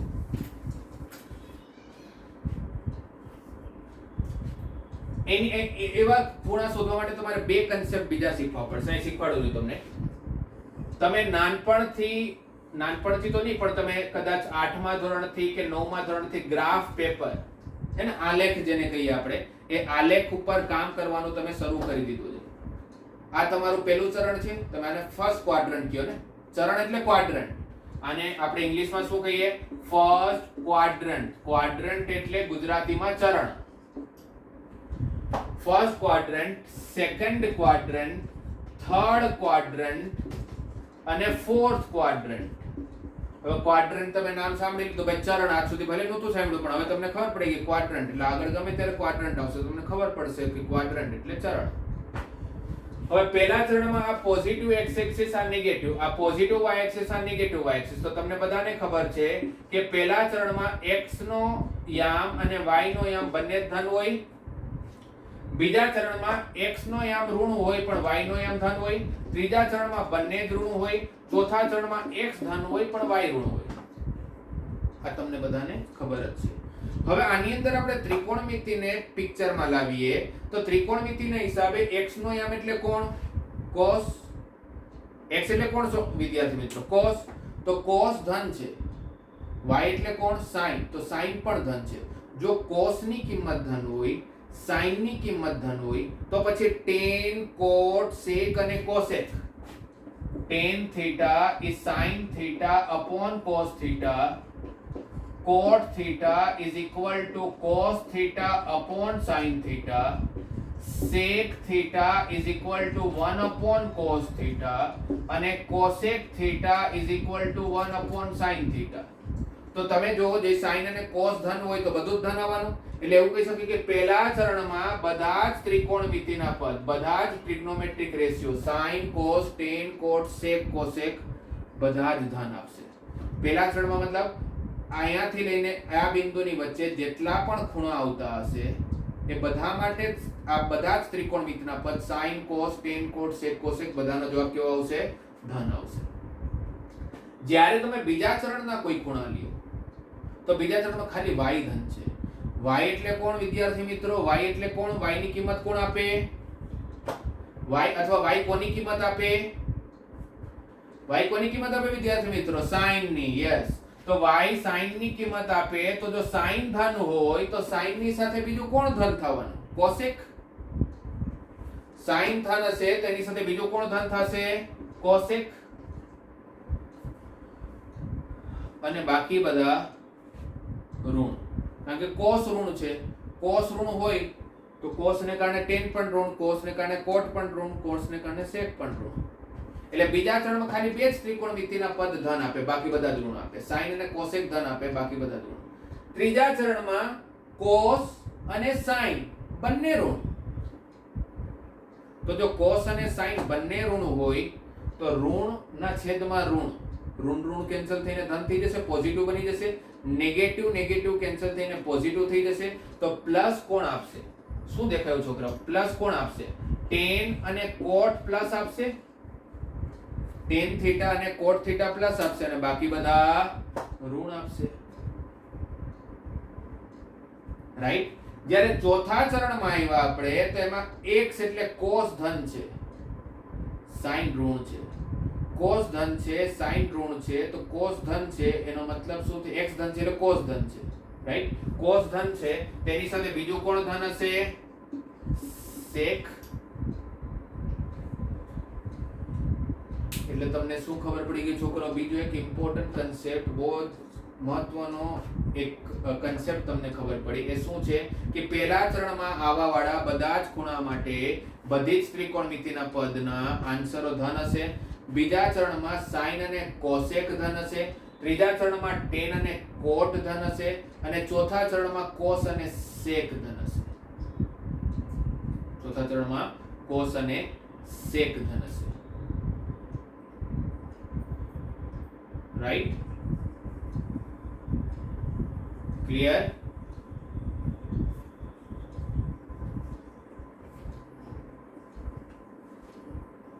આ વાળું નહીં સમજાયું? ટેન અને કોટ કઈ રીતે ધન આવ્યું તમે જુઓ ને. સાઇન ઋણ કોસ ઋણ છે, સાઇન ઋણ છે, તો હવે અહીંયા સાઇન ઋણ હોય, કોસ એ ઋણ હોય, તો ઋણ ઋણ કેન્સલ ના થઈ જાય? ઋણ અને ઋણ કેન્સલ થઈ જાય તો ટેન ધન થઈ જવાનું ને. અહીંયા ઋણ હોય, અહીંયા ઋણ હોય તો કટ થઈ જાય તો કોટ ધન થઈ જવાનું. ઓકે, આ એક કન્સેપ્ટ થયો જેની આપણે જરૂર પડવાની છે. બીજી એક વસ્તુ, સપોઝ માની લ્યો કે આ જે છે એ y એક્સિસ છે અને આ જે છે તમારું x એક્સિસ છે, અને આ x અને y ને તમે બે લોખંડની રોડ માની લ્યો કે એક લોખંડનો એક રોડ છે અને આ બીજો રોડ છે, અને બંનેને આપણે વચ્ચે રિવેટ સાથે જોડેલા છે. આ એક રોડ છે, આ એક રોડ છે, આપણે બંનેને રિવેટ થી જોડેલા છે. એટલે રિવેટ થી જોડેલો હોય, ખાલી એક જ રિવેટ થી જોડેલો હોય તો આને આપણે ફેરવી શકીએ, હે ને? આને ધક્કો મારશું તો ફરશે આખે આખું.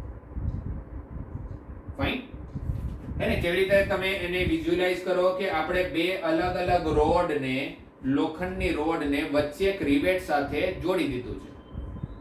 વેલ્ડિંગ મારીને બંનેને જોડેલા છે. વેલ્ડિંગને રિવેટ થી જોડેલા છે જેથી ફરી શકે. હવે એક પોઈન્ટ અહીંયા છે, એ પોઈન્ટ, અહીં એક બી પોઈન્ટ છે, અહીં એક સી પોઈન્ટ છે અને અહીં એક ડી પોઈન્ટ છે. મારો તમને એક સવાલ છે કે તમે સપોઝ એ બિંદુ ઉપર ઊભા છો. તમે ક્યાં ઊભા છો છોકરાઓ? એ બિંદુ ઉપર. અને તમે એ બિંદુ ઉપર ઊભા છો અને એ બિંદુ ઉપર હું આવીને તમે અહીં ઊભા છો, મેં તમને પાછળથી ધક્કો માર્યો 90 ડિગ્રીએ. 90 ના ખૂણે મેં ધક્કો માર્યો, તમે આની ઉપર ઊભા છો તો આને 90 ડિગ્રી ધક્કો મારશો તો એ ક્યાં પહોંચી જાય? એ ક્યાં પહોંચે છોકરાઓ? 90 ડિગ્રીએ તમે ધક્કો મારો, રોટેટ કરો તો એ ની જગ્યા શું બનશે? બી. બી ક્યાં પહોંચશે? બી ક્યાં પહોંચશે? સી ઉપર. સી ક્યાં પહોંચશે? ડી ઉપર. અને ડી ક્યાં પહોંચશે? એ ઉપર. એટલે એનો મતલબ શું થયો કે એ નું સી બનવું, સોરી, એ નું બી બનવું, બી નું સી બનવું, સી નું ડી બનવું અને ડી નું એ બનવું. એટલે ઇનડાયરેક્ટલી એવું થઈ ગયું કે આ એક્સ એક્સિસ છે એ y એક્સિસ ઉપર ચાલ્યો ગયો અને y એક્સિસ જે છે એ x એક્સિસ ઉપર ચાલ્યો ગયો. બરાબર કહું છું વિદ્યાર્થી મિત્રો? કે જ્યારે 90 ડિગ્રી આપણે ફેરવશું તો થશે શું કે x એક્સિસ નું y એક્સિસ બનશે, x નું y બનશે અને y નું x બનશે. x આપણે કોની કિંમત આપે? cos ની. y આપણે કોની કિંમત આપે? sin ની. y આપણે sin ની કિંમત આપે, x આપણે cos ની કિંમત આપે. એટલે થયું શું કે જેવું તમે 90 ડિગ્રી એને ફેરવશો, જેવું તમે એને 90 ડિગ્રીએ ફેરવશો તો cos નું sin બની જશે અને sin નું cos બની જશે. cos નું sin બનવું અને sin નું cos બનવું. ક્યારે? જ્યારે 90 ગુણ્યા 1 મતલબ 90 ડિગ્રીએ તમે ફેરવશો. ઓકે, હવે મેં એને 270 ડિગ્રીએ ફેરવ્યો. કેટલાએ ફેરવ્યો છોકરાઓ? 270 ડિગ્રીએ. તો તમે જ્યારે 270 ડિગ્રી આને ફેરવશો આખે આખું તો એ ક્યાં આવશે? 270 ડિગ્રી આપણે ફેરવશું તો એ ની જગ્યાએ શું બનશે? 270 ડી, હે ને? તમે બધાએ કીધું સર ડી ઉપર, એકદમ બરાબર, હે ને? એ ક્યાં આવી જશે? ડી ઉપર. અને ડી ક્યાં જશે? ડી ક્યાં જશે વિદ્યાર્થી મિત્રો? એ ઉપર થોડું જશે. એ ડી ઉપર આવ્યું તો ડી એ ઉપર જશે એવું થોડું છે. ડી ક્યાં જશે? 270 એટલે સી ઉપર જશે, હે ને? 90 બીજું 180 પ્લસ 90 270 એટલે ડી ક્યાં જશે? સી ઉપર. એ નું ડી ઉપર આવું, ડી નું સી ઉપર આવું, એનો મતલબ શું? તો પાછું શું થયું? x એક્સિસ y એક્સિસ ઉપર આવી ગયું, y એક્સિસ x એક્સિસ ઉપર આવી ગયું. જ્યારે તમે 270 ડિગ્રી એને ફેરવો છો તો થાય છે શું x નું y બની જાય છે અને y નું x બની જાય છે. x નું y બનવું અને y નું x બનવાનો મતલબ ખબર પડે છે. cos નું sin બની જાય છે, sin નું cos બની જાય છે. પણ હવે આપણે વિચારીએ કે આને આપણે 180 ડિગ્રીએ ફેરવ્યું તો શું થશે? a ક્યાં જશે? 180 એ ફેરવશો તો c ઉપર, હે ને? b ક્યાં જશે? d ઉપર. એટલે તમે જ્યારે 180 એ ફેરવ્યો તો a ની જગ્યા બદલાઈ, એની જગ્યા બદલાઈ, 90 + 90 180 c ઉપર આવી ગયો, પણ રહ્યું તો x એક્સિસ જ, હે ને? 180 ફેરવશો તો આખે ઉલટું થઈ જશે, પણ રહેશે તો x જ અને y જ રહેશે. એટલે અક્ષના પ્રમાણે જોઈએ તો x અક્ષ x જ રહે છે અને y અક્ષ y જ રહે છે. એમાં કોઈ ફેરફાર નથી થતો. 360 એ ફેરવો જોઈએ છોકરાઓ, ક્યાં પહોંચશો? 360 ડિગ્રીએ ફેરવશો તો શું થશે? કંઈ પણ ફેરફાર થશે? 360 એ ફેરવી નાખવાના, આખું એક ચક્કર મારી દીધું તો પાછું ક્યાં હશો? જ્યાં હશો ત્યાં જ આવી જશો, જ્યાં હશો ત્યાં જ આવશે. એટલે પાછું x નું x જ રહેશે, y નું y જ રહેશે. આના ઉપરથી મને એક બીજી વસ્તુ ખબર પડી. શું ખબર પડી? કે જ્યારે હું 90 ના એકી સંખ્યા, એકી મલ્ટીપલ પર 1, 3 આવા નંબર ઉપર જ્યારે ફેરવીશ, તો x એક્સિસ નું y એક્સિસ બની જશે અને y એક્સિસ નું x એક્સિસ બની જશે. એનો મતલબ એ થયો કે cos નું sin બની જશે અને sin નું cos બની જશે.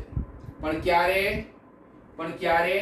જ્યારે 90 ગુણ્યા ઓડ હોય. એકીને શું કહેવાય ઇંગ્લિશમાં? Odd number. એકીને શું કહેવાય? Odd number. ત્યારે શું થશે? cos અને sin એકબીજા સાથે બદલાઈ જશે. cos નું sin બનશે અને sin નું cos બનશે. પણ એની સામે જ્યારે 90 ના બેકી મલ્ટીપલમાં લેશો, 90 ગુણ્યા 2, 90 ગુણ્યા 4, તો કોઈ જ ફેરફાર નહીં થાય. અને બેકીને ઇંગ્લિશમાં શું કહેવાય? even. એકીને શું કહેવાય? odd. બેકીને શું કહેવાય? even. તો કોઈ જ ફેરફાર થવાનો નથી. x નું x જ રહેશે, y નું y જ રહેશે, એટલે કે cos નું cos જ રહેશે, sin નું sin જ રહેશે. બદલાઈ ક્યારે? જ્યારે 90 નો એકી મલ્ટીપલ હોય. મેં તમને સમજાવ્યું એવું શા માટે? કારણ કે x એક્સિસ નું y એક્સિસ બનવું, y એક્સિસ નું x એક્સિસ બનવું. x એટલે cos, y એટલે sin. હવે આપણે એવો વિચાર કરીએ કે 90 ના એકી સંખ્યામાં આપણે રોટેટ કર્યું, બદલાયું. તો cos નું બન્યું sin, cos નું બન્યું sin, sin નું બન્યું cos. એકબીજામાં ફેરફાર થઈ ગયો. તો તમે વિચારો કે sin નું cos બનવું અને cos નું sin બનવું, તેનો મતલબ કે tan નું શું બની જશે? cot. ઉલટું થઈ જશે ને? sin નું cos, cos નું sin. તો tan શું બની જશે? cot. એટલે જ્યારે 90 ના એકી મલ્ટીપલ ઉપર, એકીના ગુણાકાર ઉપર તમે જ્યારે ફેરફાર કરશો તો cos નું sin થાય, sin નું cos થાય, તો એટલે tan નું cot થઈ જવાનું, cot નું tan થઈ જવાનું. અને એવી જ રીતે જ્યારે cos નું sin બની જતું હોય અને sin નું cos બની જતું હોય, તો એનો મતલબ કે sec નું cosec બની જાય અને cosec નું sec બની જાય. આપણી પાસે ત્રિકોણમાં 3 જોડી હોય છે. કેટલી જોડી હોય? 3. કોની? cos sin ની એક જોડી હોય, tan cot ની એક જોડી હોય અને sec cosec ની એક જોડી હોય. જોડીનો મતલબ શું છે? જ્યારે ફેરફાર કરવાની વાત આવે તો cos નો sin બને, sin નો cos બને, tan નો cot બને, cot નું tan બને, sec નો cosec બને, cosec નું sec બને. પણ ક્યારે આવું બદલાવ કરવો પડે? જ્યારે 90 ની સાથે એકી ખૂણો આવે. પણ જો એ જ 90 ની સાથે બેકી ખૂણો આવે તો x નું x જ રહેવાનું, y નું y જ રહેવાનું, એટલે કોઈ જ બદલાવ થવાનો નથી. તમે કહેશો સર આ જે તમે ભણાવો છો એનો ઉપયોગ કઈ રીતે કરશું આપણે? એ હું તમને શીખવાડું ઉપયોગ કઈ રીતે કરશું. પણ તમે બે વસ્તુ ભણ્યા, પહેલા તો એ સમજો કે બે વસ્તુ ભણ્યા. કઈ બે વસ્તુ ભણ્યા આપણે?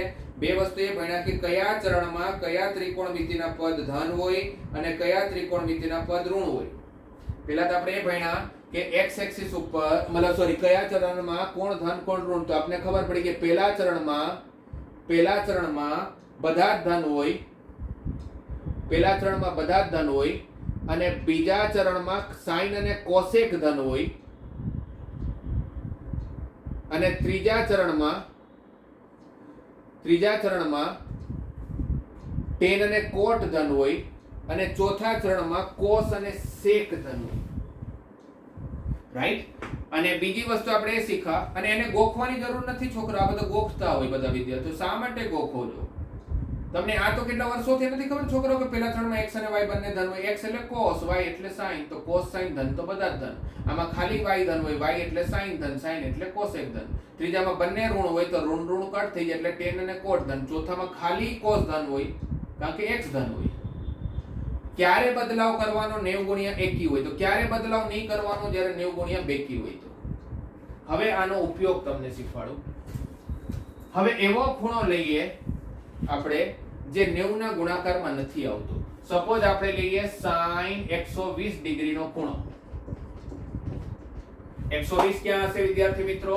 120 તમે જ્યારે ફરશો તો 120 અહીંયા ક્યાં હશે? 90 + 30 અહીંયા 120 છે. તો અહીંયા આ બિંદુ ઉપર ના ખૂણાની કિંમત કઈ રીતે શોધવી એ હું તમને સમજાવું. હવે કોઈ પણ અહીંયા હોય, આખા વર્તુળમાં ગમે ત્યાં હોય, તો તમારે શું કરવાનું? પહેલા તો કે તમને જે ખૂણો આપે એ જોઈ લેવાનો એક 90 ના ગુણાકારમાં છે કે નહીં. જો 90 ના ગુણાકારમાં આવતો હોય 90 ગુણ્યા 20, 90 ગુણ્યા 18, 90 ગુણ્યા 50 એવું કંઈ પણ થતું હોય તો પછી મને આની અને આની કોઈની જ જરૂર નથી. કારણ કે મને ખબર છે કે જે 90 ના ખૂણામાં 90 ના ગુણાકારમાં આવશે ક્યાં આવવાનું? હંમેશા a અથવા b અથવા c અથવા d પર આવવાનું. હા કે ના? જે 90 ના ગુણાકારમાં હોય એ હંમેશા ક્યાં આવે? a ઉપર અથવા b ઉપર અથવા c ઉપર અથવા d ઉપર. તો કોઈ તકલીફ જ નથી. તકલીફ તો આપણી ત્યારે ચાલુ થાય જ્યારે વચ્ચે આવે કોઈ.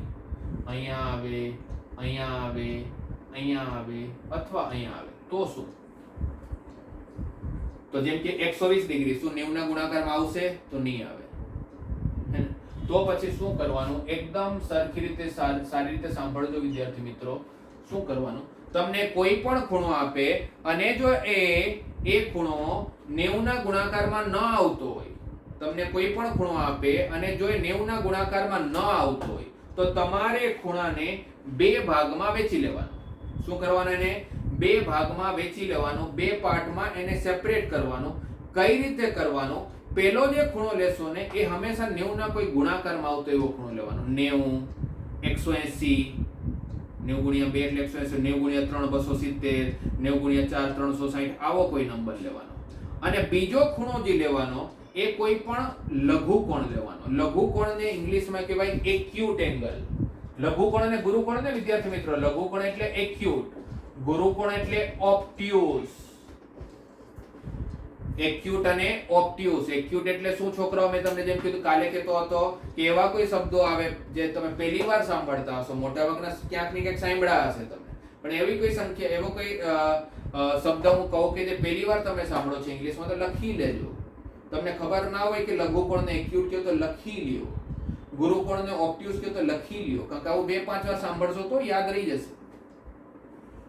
બરાબર? તો આને તમારે બે ભાગમાં વહેંચવાનો. એમાં પહેલો ખૂણો 90 ના ગુણાકારમાં હોવો જોઈએ અને બીજો ખૂણો કોઈ પણ લઘુકોણ હોવો જોઈએ. તો હું એવું કહી શકું કે આ 120 ને હું 90 ગુણ્યા 1 + 30 લખી શકું. 90 + 30 શું થાય છોકરો? 120 જ તો થાય. હા કે ના? 120 ને આપણે 90 + 30 લખી શકાય. તો યસ લખી શકાય.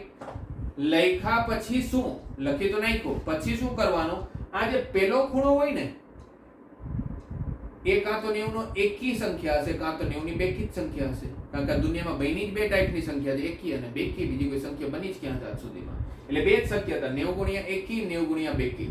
જો 90 ગુણ્યા એકી આવ્યું એનો મતલબ થયો કે તમે એને એકી સંખ્યામાં ફેરવો છો. કયા ખૂણે ફેરવીએ છીએ આપણે? કારણ કે તમારી જગ્યા હંમેશા તમે કોઈ પણ ખૂણો આપે તમારી રેસ અહીંયાથી જ ચાલુ થાય. તમે અત્યારે શરૂઆતમાં આપણે બધા જ અહીંયા જ ઊભા છીએ.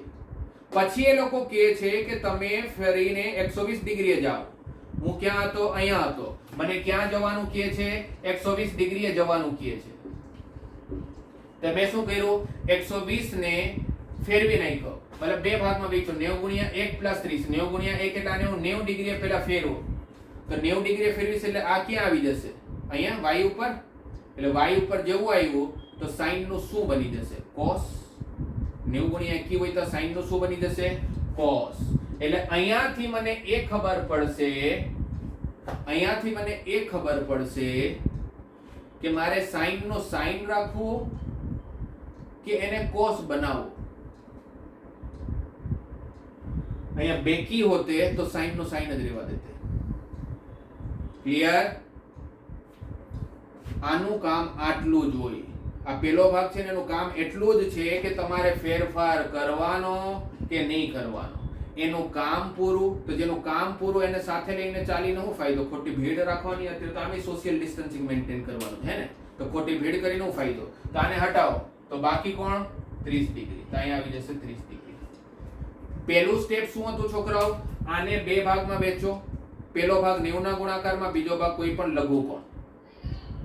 બીજા સ્ટેપમાં શું કરવાનું? એકી હોય તો બદલાવાનું, બેકી હોય તો જેવું છે એવું રાખી દેવાનું. આનું કામ પૂરું. બાકી જે ખૂણો બચ્યો એ આવી ગયો. તમે પહેલા 90 * 1 એટલે અહીંયા પહોંચ્યા પછી પ્લસ 30 કર્યું. તમે અહીંયા પહોંચ્યા પછી તમે શું કર્યું? પ્લસ 30. હવે તમારે એ વિચારવાનું તમે કયા ચરણમાં છો. 90 ગુણ્યા 1 એટલે તમે ક્યાં હતા? b ઉપર. પહેલા 90 ગુણ્યા 1 કરીને તમે a થી આવ્યા b ઉપર, એટલે x નું થયું y, x નું y થયું એટલે sin નું થઈ ગયું cos. પછી તમે હજી કેટલું ચાલ્યા? 30 ડિગ્રી. એટલે તમે કયા ચરણમાં પહોંચ્યા છોકરાઓ? આ કયું ચરણ છે? 90 ગુણ્યા 1 માં કઈ સરવાળો કરીએ, 90 ગુણ્યા 1 માં આપણે કઈ પણ સરવાળો કરીએ તો આપણે ક્યાં પહોંચીએ છીએ? બીજા ચરણમાં. તો આપણે પહોંચ્યા બીજા ચરણમાં. એ બીજા ચરણમાં જેની કિંમત શોધી રહ્યા છો તમે. કોની કિંમત શોધી રહ્યા છો? sin ની. ચેન્જ થઈ એટલે cos છે પણ કિંમત તો sin ની શોધી રહ્યો છો ને. એ sin બીજા ચરણમાં ધન છે કે ઋણ છે? તો sin ની કિંમત તો પ્લસ છે, ધન છે. એનો મતલબ કે આનો જવાબ પ્લસ માં આવશે. અને cos 30 ની કિંમત તમને યાદ હોવી જોઈએ. 30, 45 અને 60 એ તો તમે 10મા માં ભણી ગયા.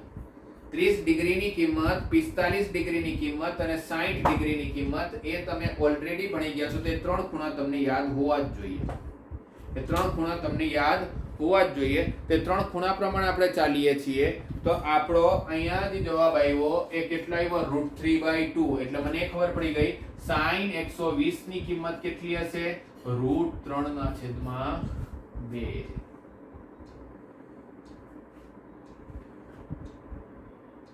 બરાબર? કશ્યપ આવા બધા ખૂણા હજી શોધવામાં તમને જે વાર લાગશે છોકરા.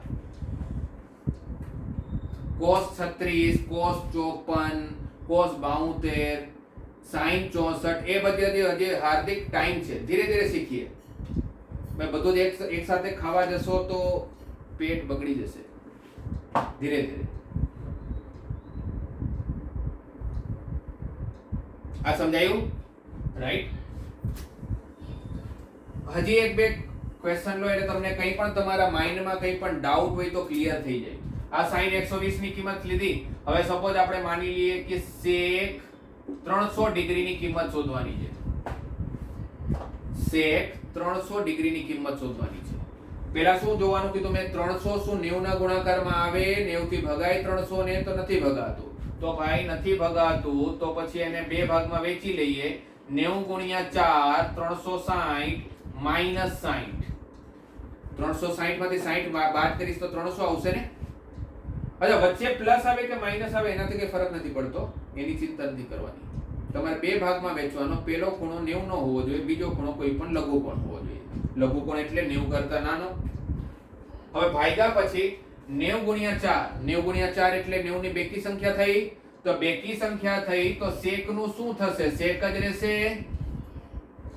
90 ગુણ્યા બેકી હોય તો sec નું શું થાય? sec જ રહે. Yes, right. અને sec નું sec જ રહેશે. આનું કામ પૂરું. તો બાકી શું રહ્યું? 60. બાકી શું રહ્યું? 60. ઓકે, હવે આપણે જોઈએ 90 ગુણ્યા 4 ક્યાં આવે? આ A B C અને D માં 90 ગુણ્યા 4 ક્યાં આવે છોકરાઓ? તો આપણે ખબર છે કે 90 ગુણ્યા 4 હંમેશા ક્યાં આવે? A ઉપર. 9 ગુણ્યા 4 ક્યાં આવશે? A ઉપર. 90 ગુણ્યા 4 માંથી તમે કઈ બાદ કર્યું તો બાદ કરશો તો કયા ચરણમાં આવશો? ચોથા ચરણમાં. 360 માંથી કઈ બાદ કરશો તો ક્યાં આવશો? ચોથા ચરણમાં આવશો ને. અને ચોથા ચરણમાં શેક ધન કે ઋણ? તો શેક તો ધન છે, શેક તો ધન છે એટલે પ્લસ શેક 60. શેક કોનું ઉલટું વિદ્યાર્થી મિત્રો? શેક કોનું ઉલટું થાય? કોસ નું. 1 ના છેદમાં cos 60 ડિગ્રી. cos 60 ડિગ્રી ની કિંમત કેટલી? 1 ના છેદમાં 2. તો 1 ના છેદમાં 2 છેદનો છેદ ક્યાં જશે? અંશમાં. તો આનો જવાબ કેટલો આવી જશે? 2. હવે અંકિત મને એવું પૂછે છે, સર આ 300 ને આપણે 90 ગુણ્યા 3 પ્લસ 30 લખીએ તો ના ચાલે? એકદમ ચાલે. તો 90 ગુણ્યા 3 પ્લસ 30 લખીને કરશે તો પણ તારો જવાબ આ જ આવશે. આપણે કરીને પણ જોઈ લઈએ. કે ભાઈ 90 ગુણ્યા 3 સાહેબ તમે 360 માઈનસ 60 લખ્યું, મારે એને 270 પ્લસ 30 લખવું હોય તો કઈ વાંધો તમને? મને કઈ જ વાંધો નથી ભાઈ. 90 ગુણ્યા 3 હોય તો sec નું શું થઈ જાય? 90 ની એકી સંખ્યા છે એટલે sec નું શું બનશે? cosec. આનું કામ પૂરું, બાકી રહ્યું 30. 90 ગુણ્યા 3 ક્યાં હોય? અહીંયા હોય. અહીં 90 ગુણ્યા 3 હોય ને. એમાં કઈ સરવાળો કરો તો કયા ચરણમાં આવશો? ચોથા ચરણમાં. અને ચોથા ચરણમાં sec આ નથી જોવાનું, આ જોવાનું જે એક્ચ્યુઅલ હોય. તમે કિંમત sec ની શોધો છો, cosec ની થોડી શોધો છો. તમારો જો સવાલ તો sec છે એટલે sec જોવાનું. sec શું હોય? ધન. તો cosec 30 કેનો ઉલટું? sin 30 નું ઉલટું. sin 30 ની કિંમત કેટલી? 1 ના છેદમાં 2. છેદનો છેદ ક્યાં જશે? અંશમાં. એટલે તમે ગમે તેમ ચાલશો, જવાબ સરખો જ આવવાનો.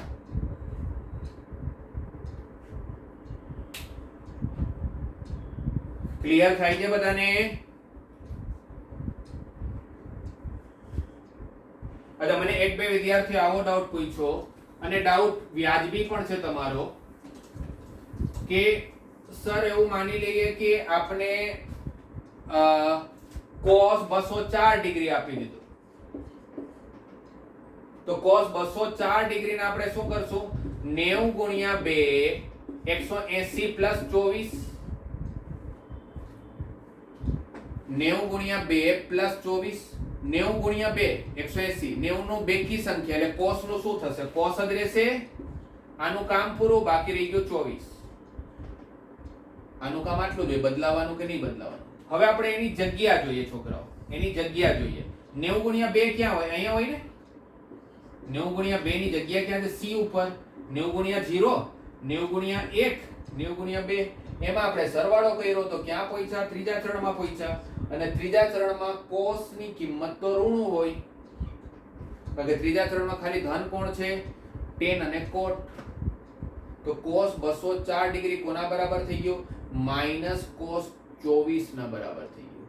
હવે cos 24 આપણે નથી આવડતું. આપણે તમને બધાને અથવા મને પણ આપણે 3 જ ખૂણા આવડે, જે સ્ટાન્ડર્ડ ખૂણા છે. કયા કયા? 30 ડિગ્રી આપણે આવડે, 45 આપણે આવડે, 60 આપણે આવડે.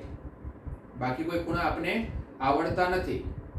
એનો મતલબ નથી કે હોતા નથી, આપણે નથી આવડતા. આનો ખૂણો શોધવો હોય તો તમે જે કોઈ પણ બુક લેશો ને, તમારી જેટલી પણ સાયન્સની બુક હશે એમાં પાછળ છે ને cos અને sin નું ટેબલ આપેલું હોય, 0 થી 90 ડિગ્રીની વચ્ચે. ક્યાંથી ક્યાંનું? 0 થી 90 ની વચ્ચેનું cos નું એક ટેબલ હોય, sin નું એક ટેબલ આપેલું હોય. જે તો લોગ ટેબલ તમે સાંભળ્યું હશે. એ લોગ ટેબલ ની અંદર પણ cos અને sin ના ટેબલ આપેલા હોય.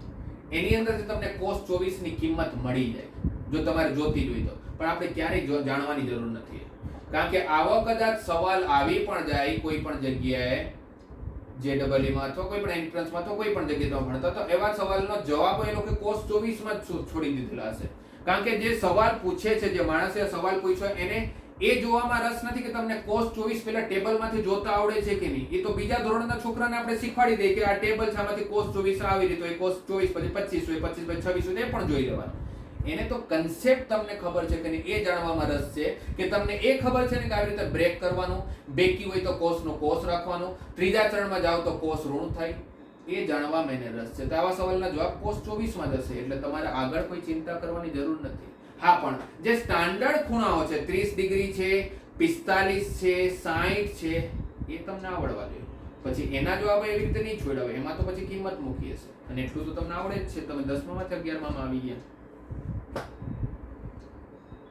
છોકરા, સમજાયું આ બધું? સમજાયું તો જ હા પાડજો, કારણ કે હું સવાલ પૂછીશ તો તમને આવડવું જોઈએ. ચલો, આપણે તમારું ટેસ્ટિંગ કરી લઈએ કે ભાઈ મેં ભણાવ્યું એમાંથી તમને કેટલું સમજાયું, કેટલું ધ્યાન આપ્યું, કે ખાલી આવીને ખાલી બેઠા જ છો, ભણવામાં ધ્યાન નથી, બાજુમાં ધ્યાન છે. તો અહીંયા હું તમને 2-3 ખૂણા પૂછું છું, મને જવાબ આપજો કેટલો એનો જવાબ આવશે. cos 135 ડિગ્રી,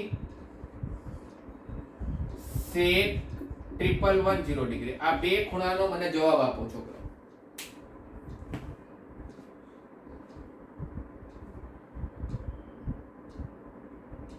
હા અંકિત, 10મા માં જે cos રિડ્યુસ થઈ ગયો તો એ તો બધું આવશે જ.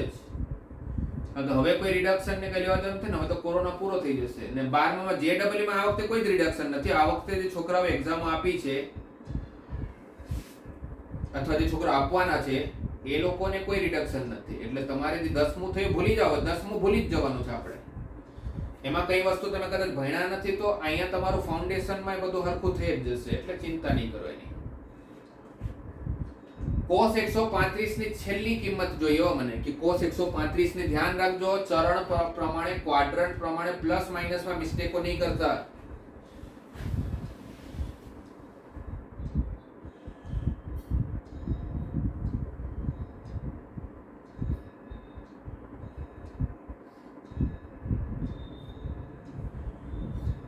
કશ્યપ ખોટું છે, ધ્યાન એક પાછું કર એકવાર બરાબર.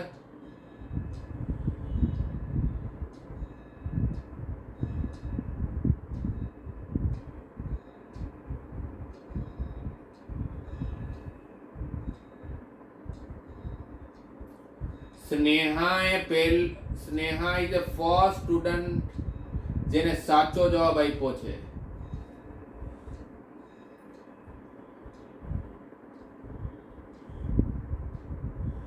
અંકિત ખોટું છે છોકરા. ચરણમાં ધ્યાન આપો. કશ્યપ ખોટું છે તો બ્રેક જ ખોટું કરજે. કશ્યપ 35 ક્યાંથી લાવ્યો છોકરા તું? કયો દાખલો કરે છે કશ્યપ તું?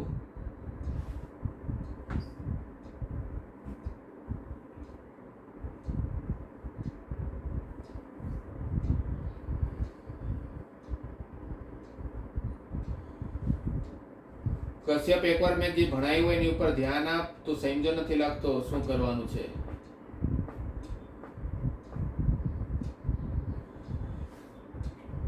પેલા તો મેં વિદ્યાર્થી મિત્રો કાલે પણ કીધેલું હતું કે તમે જ્યારે એન્ટર થાવ તો પોતાના નામ સાથે એન્ટર થવાનું. ફોન નંબર, ફોનના નામ સાથે ઓપ્પો કરીને શું હોય?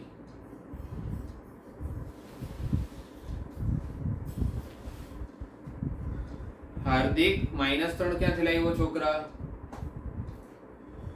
મને લાગે છે કે આજે તો તમને લોકોને પેલું ટેબલ પણ યાદ નથી. કદાચ પેલું લોકડાઉનમાં છેલ્લે બધું એક્ઝામમાં થવાની નહીં એટલે તમે બધું ભૂલી ગયા લાગો છો.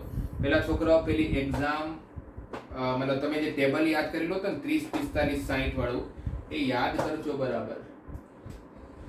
cos 135 ની કિંમત 2 ક્યાંથી થઈ? cos ની કિંમત 2 થાય જ નહીં છોકરાઓ.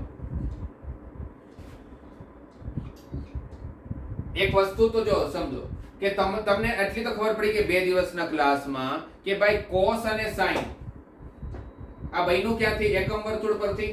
તો જો એકમ વર્તુળ પરથી બન્યું છે, બહુ એક વસ્તુ કહું છું સાંભળજો બધાનું ધ્યાન અહીંયા.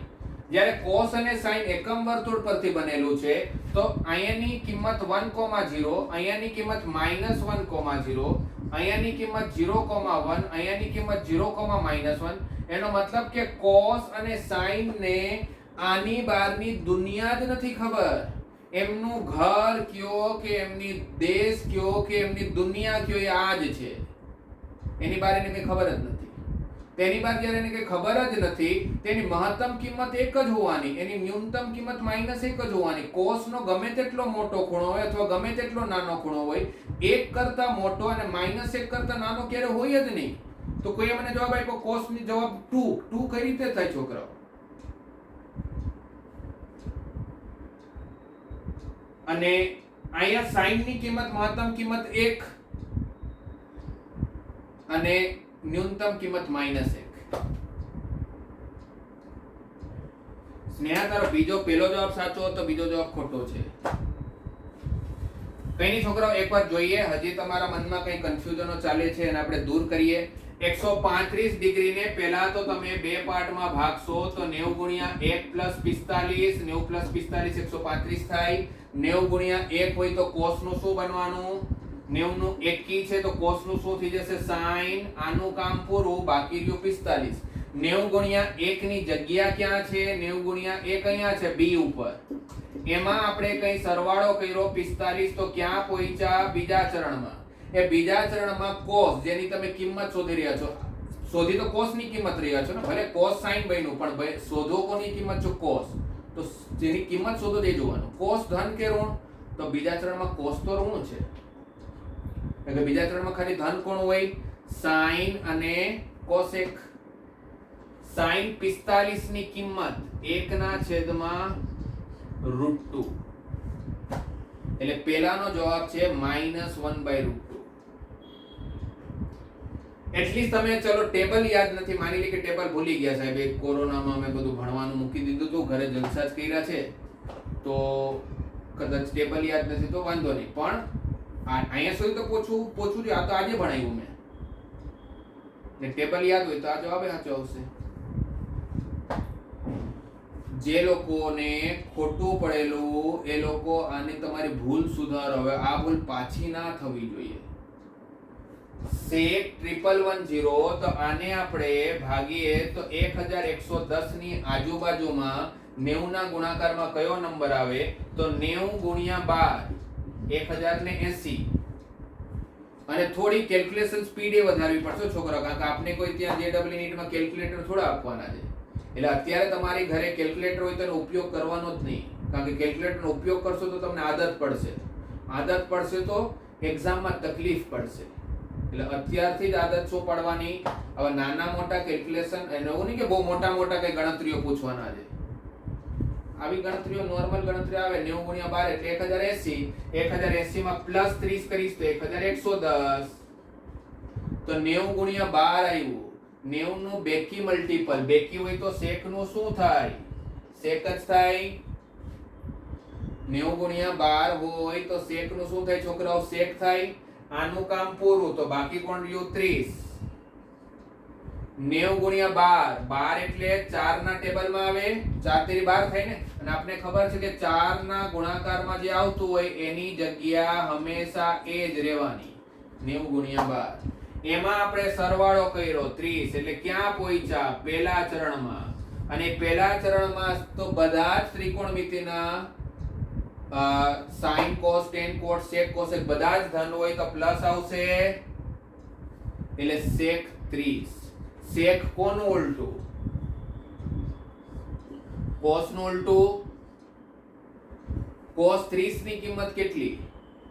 √3/2. તો √3/2 મૂકો તો છેદનો છેદ અંશમાં જાય, અંશ હે ને, √3/2 હશે તો જવાબ શું થઈ જશે? 2/√3. સ્નેહા તે ખાલી એક ભૂલ કરેલી, √3/2 જવાબ આપેલો, એનો જવાબ શું આવવો જોઈએ? 2/√3.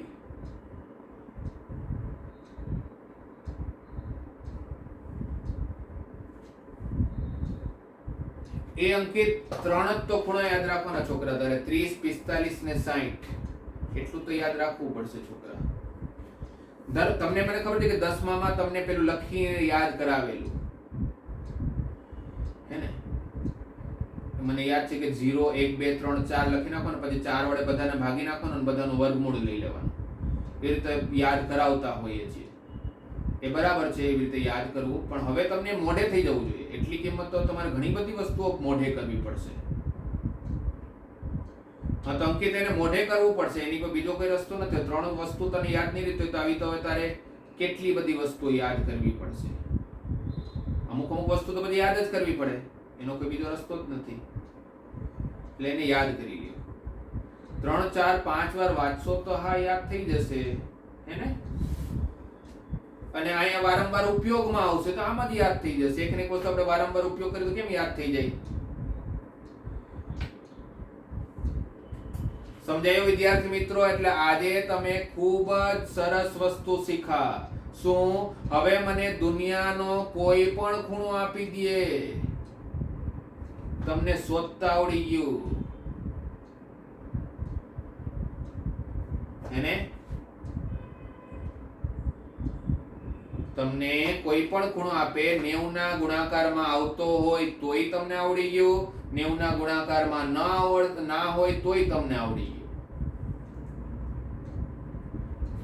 આ ત્રિકોણ મિત્રનો આજે બીજો ભાગ પૂરો થયો. કાલે ત્રીજો ભાગ આપણે ભણશું. એટલે 3 ભાગ ભણશું એટલે તમારું ફાઉન્ડેશન જે છે એ ઓલમોસ્ટ બરાબર થઈ જશે. એટલે ત્રિકોણમિતિમાં જેટલું તમને ખબર હોવી જોઈએ 10મા કરતા વધારે, કે આટલું તો આવડવું જ જોઈએ. તમે 11મું ભણવા જાઓ એની પહેલા આટલી તો ખબર હોવી જ જોઈએ. એ કાલે આપણે લગભગ પૂરું કરશું, પછી બીજા ટોપિક્સ આગળ ભણશું. અને કાલે મોટા ભાગે ગણિતની સાથે ફિઝિક્સ અથવા કેમેસ્ટ્રીમાંથી પણ કોઈ એક ક્લાસ આપણે રાખીશું. બરાબર છે છોકરાઓ? તો જે આજે ભણ્યા એને પાછું હવે ઘરે હમણાં રિવાઇઝ કરો, જેથી તમારા મગજમાં બેસી જાય. ઓકે, આવજો વિદ્યાર્થી મિત્રો. કાલે પાછા મળશું આપણે, અને બીજી પણ આપણે તૈયારી કરશું.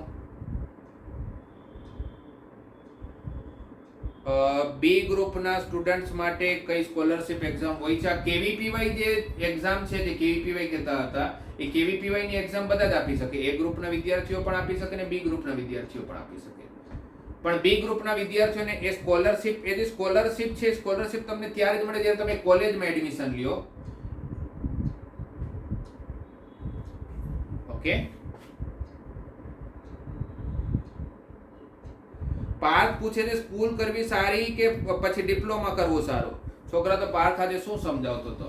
તું પોતાની ડિપ્લોમા તો ભૂલી જ જા. ડિપ્લોમા તો હવે ગલી ગલીમાં, જ્યારે એન્જિનિયર્સ ગલી ગલીમાં પડેલા છે, તો ડિપ્લોમા વાળાને તો કોઈ પૂછતું જ નથી. એટલે ડિપ્લોમા તો ચોકડી મારી દે.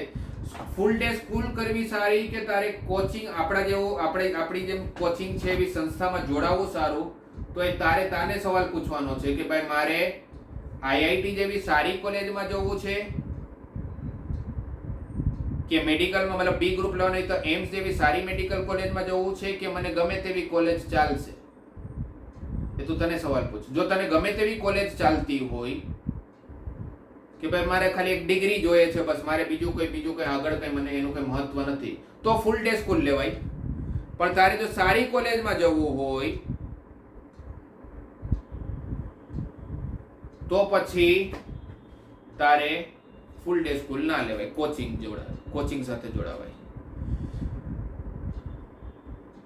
સ્નેહા, કોઈ પણ સેલ્ફ સ્ટડી થી નીટ અને JEE કોઈ પણ entrance exam clear self study થી જ થવાનું, બીજા કોઈથી નથી થવાનું. ના JEE મેન્સ ની એક્ઝામ દઈને IIT માં ના જઈ શકાય. JEE એડવાન્સ ની જ એક્ઝામ ક્રેક કરવી પડે. જેટલી પણ સારી કોલેજ છે, IIT, ISI, ISER, એ બધી જ કોલેજો JEE એડવાન્સ થ્રુ જ થશે.